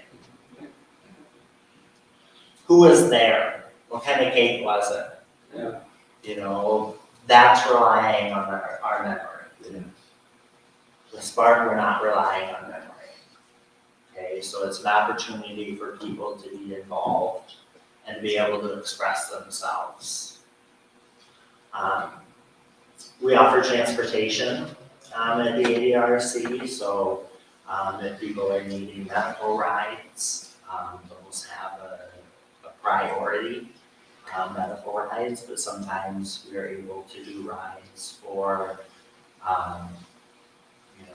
going to different programs, or getting to the grocery store, or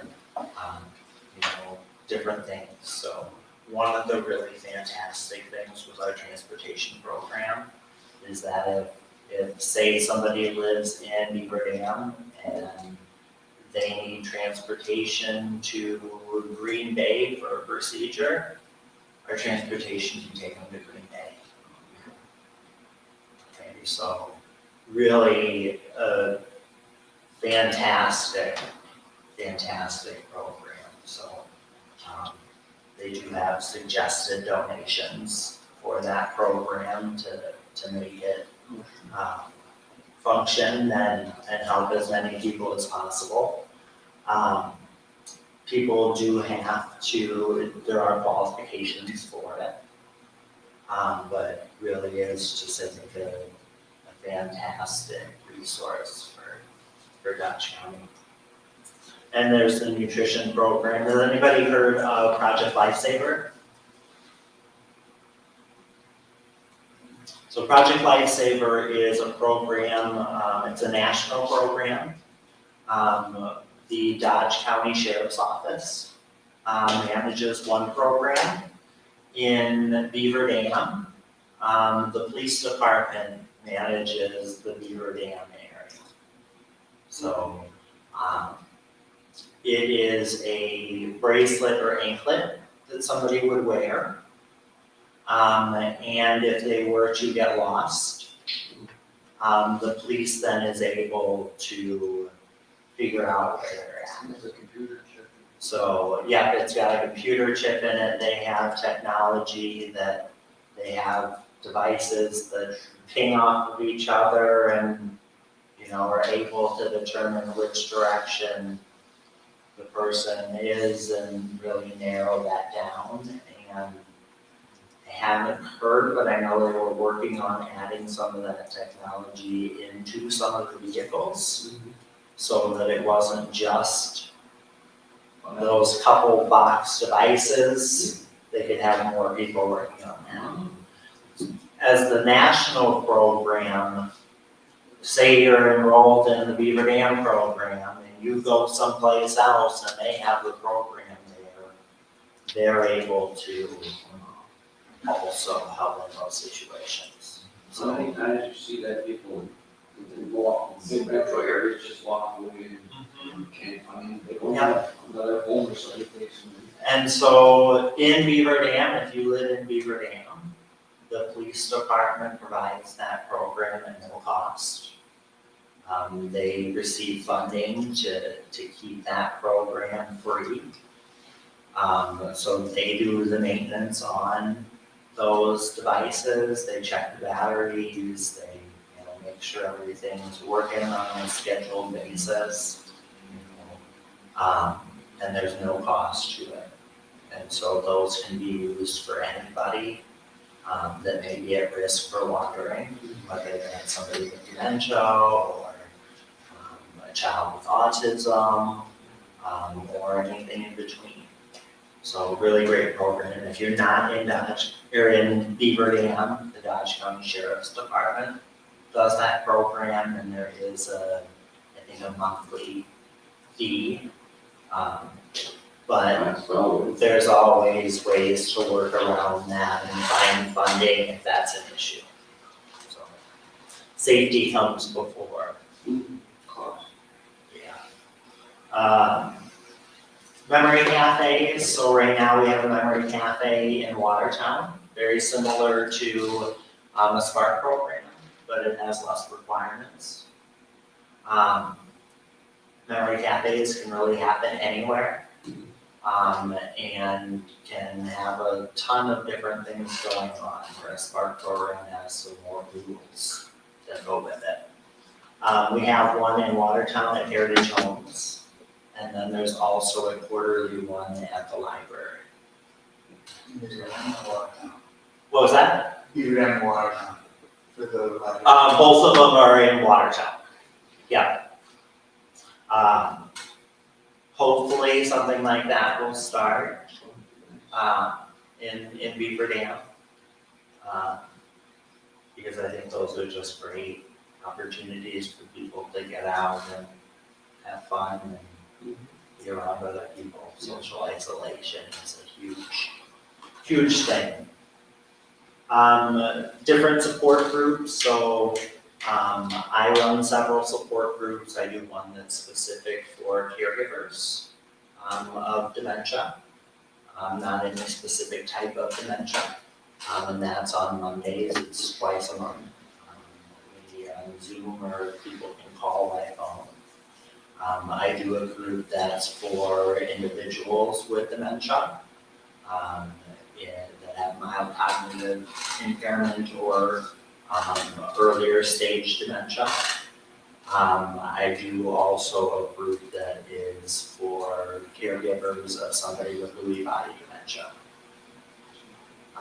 So those are 3 support groups that I do. There's other support groups that are out there. With any of the groups, whether it's a support group or a SPARK program or a cafe, it doesn't matter if you're from Dodge County or from Watertown or whatnot. If you want to attend it, you're welcome to attend it. You don't need to have a diagnosis to attend it.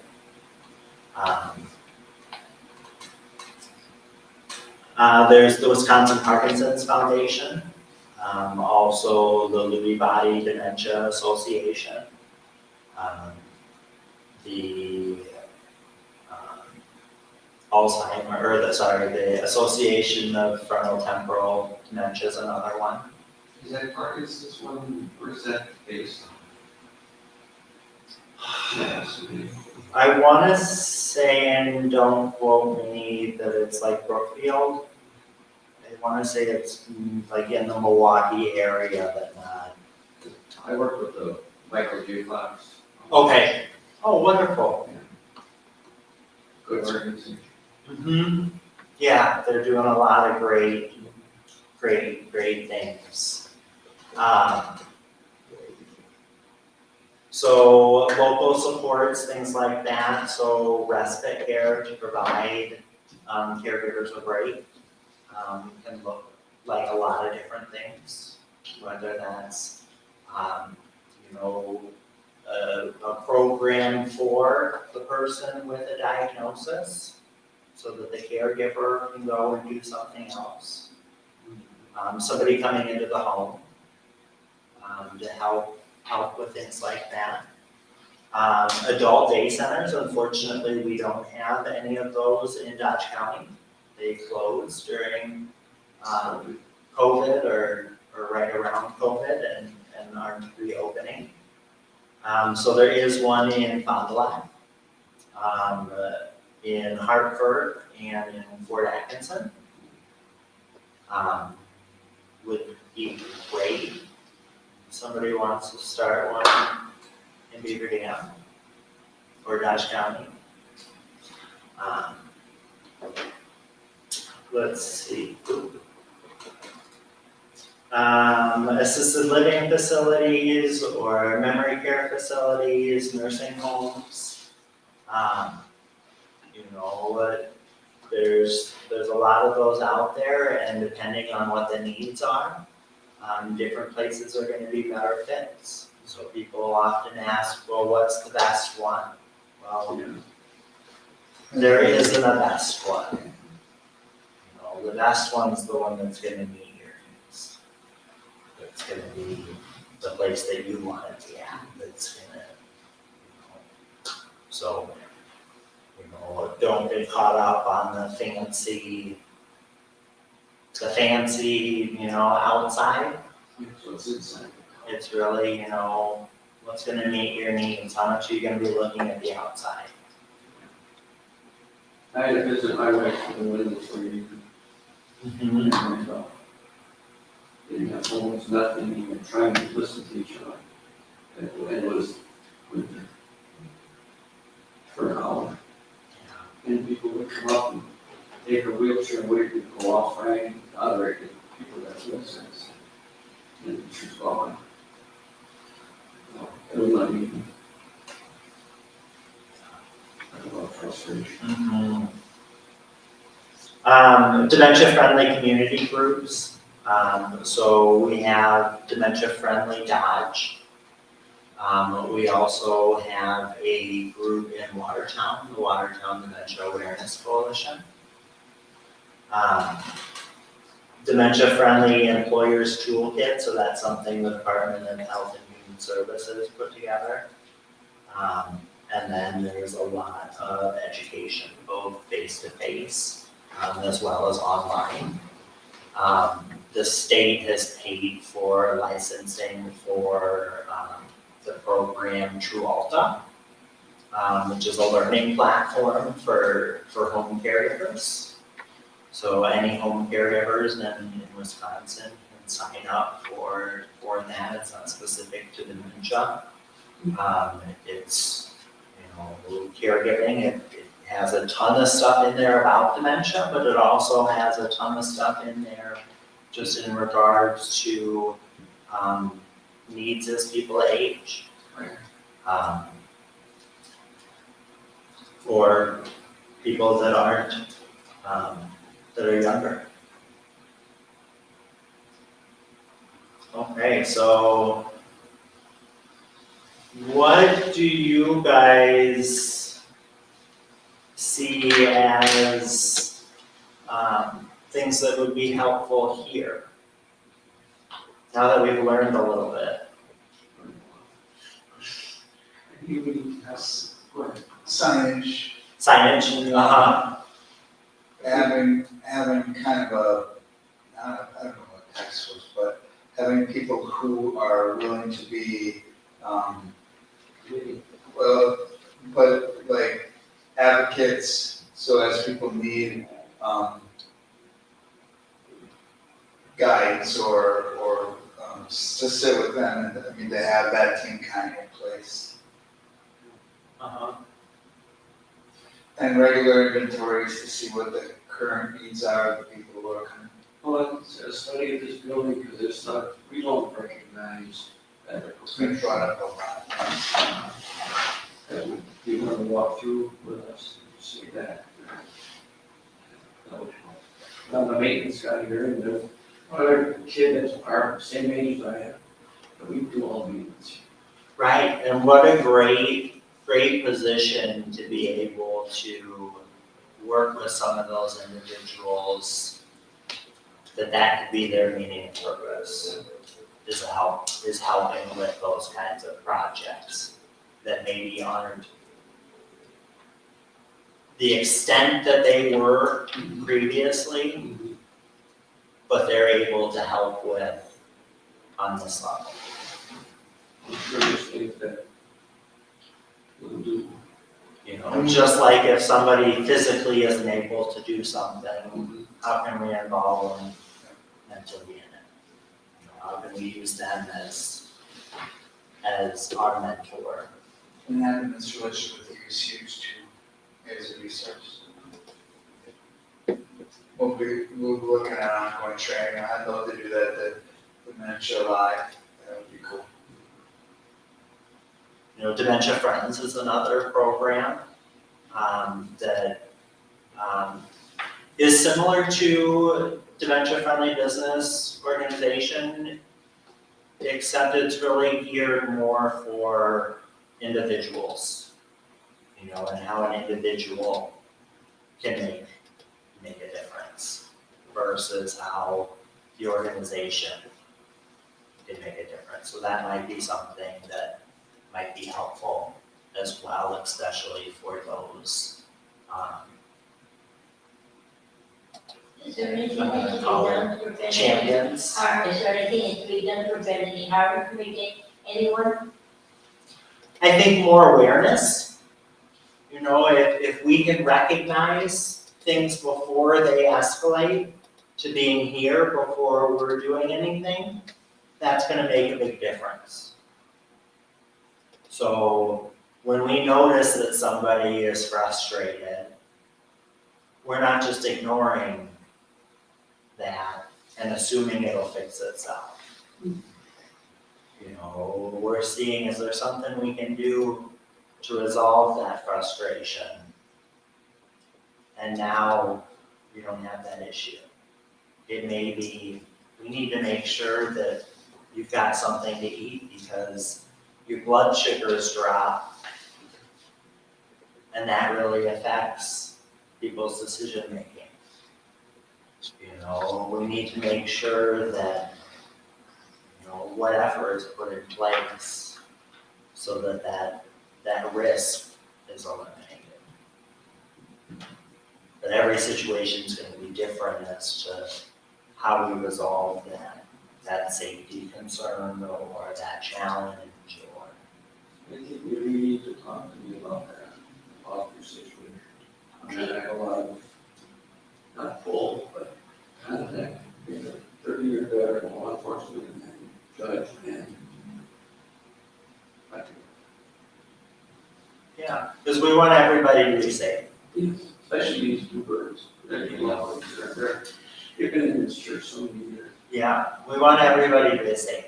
Not just you, but They've been that individual, the rest of the people around. You know, and the challenge that happens often, and I'm sure you can testify to it, is people don't say anything. And then it's not until there's that accident where, well, something has to be addressed because there was an accident. And there were all of these signs leading up to it. But, well, we didn't want to say anything because be more proactive. whatever or whatnot. More proactive and reactive. Versus that might be what gets somebody tested to find out they're diabetic and their blood sugars aren't under control, or, you know, they're having mini strokes, you know, or, you know, their license needs to be pulled. Yeah. You know, their visual, spatial skills aren't there, or their reaction time isn't there, or whatnot. So lots of tools when it comes to driving, and a lot of challenges that come with driving. It's not as simple as your license is taken away, so now you don't drive. You know, if you don't have that short-term memory of, I took your license away, are we gonna act any differently? No. You know, where I've got my license right here. You know, so there's often many steps versus, well, this is the one thing that has to be done and that'll solve it. The state wants to have a bill in the legislature at age 65, 75, and 85. 65 was a written update or a test, 75 was a road test, and then I forget what 85 was. But that was shut down immediately. If we're gonna do that, I think it also should be 18, 19, 20, Oh, 21, 22, 23. I had one here, 24. it was 131 miles an hour. I thought it was funny. You know, you take your license away, you still drive. But 131 miles an hour. So safety is definitely a number one. You know, whether that's somebody wandering or not dressing appropriately or driving or, you know, guns is a big one. 33,000 people have been murdered in this country at the end of August. 33,000. Thank you for your time. You're very welcome. You are wonderful. Thank you. It's great. I look forward to seeing you more. Lots to think about and just implement. Yeah.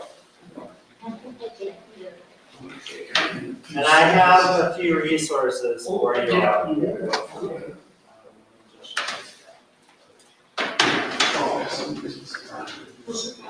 I'll bring you those buckets. Yeah. Still.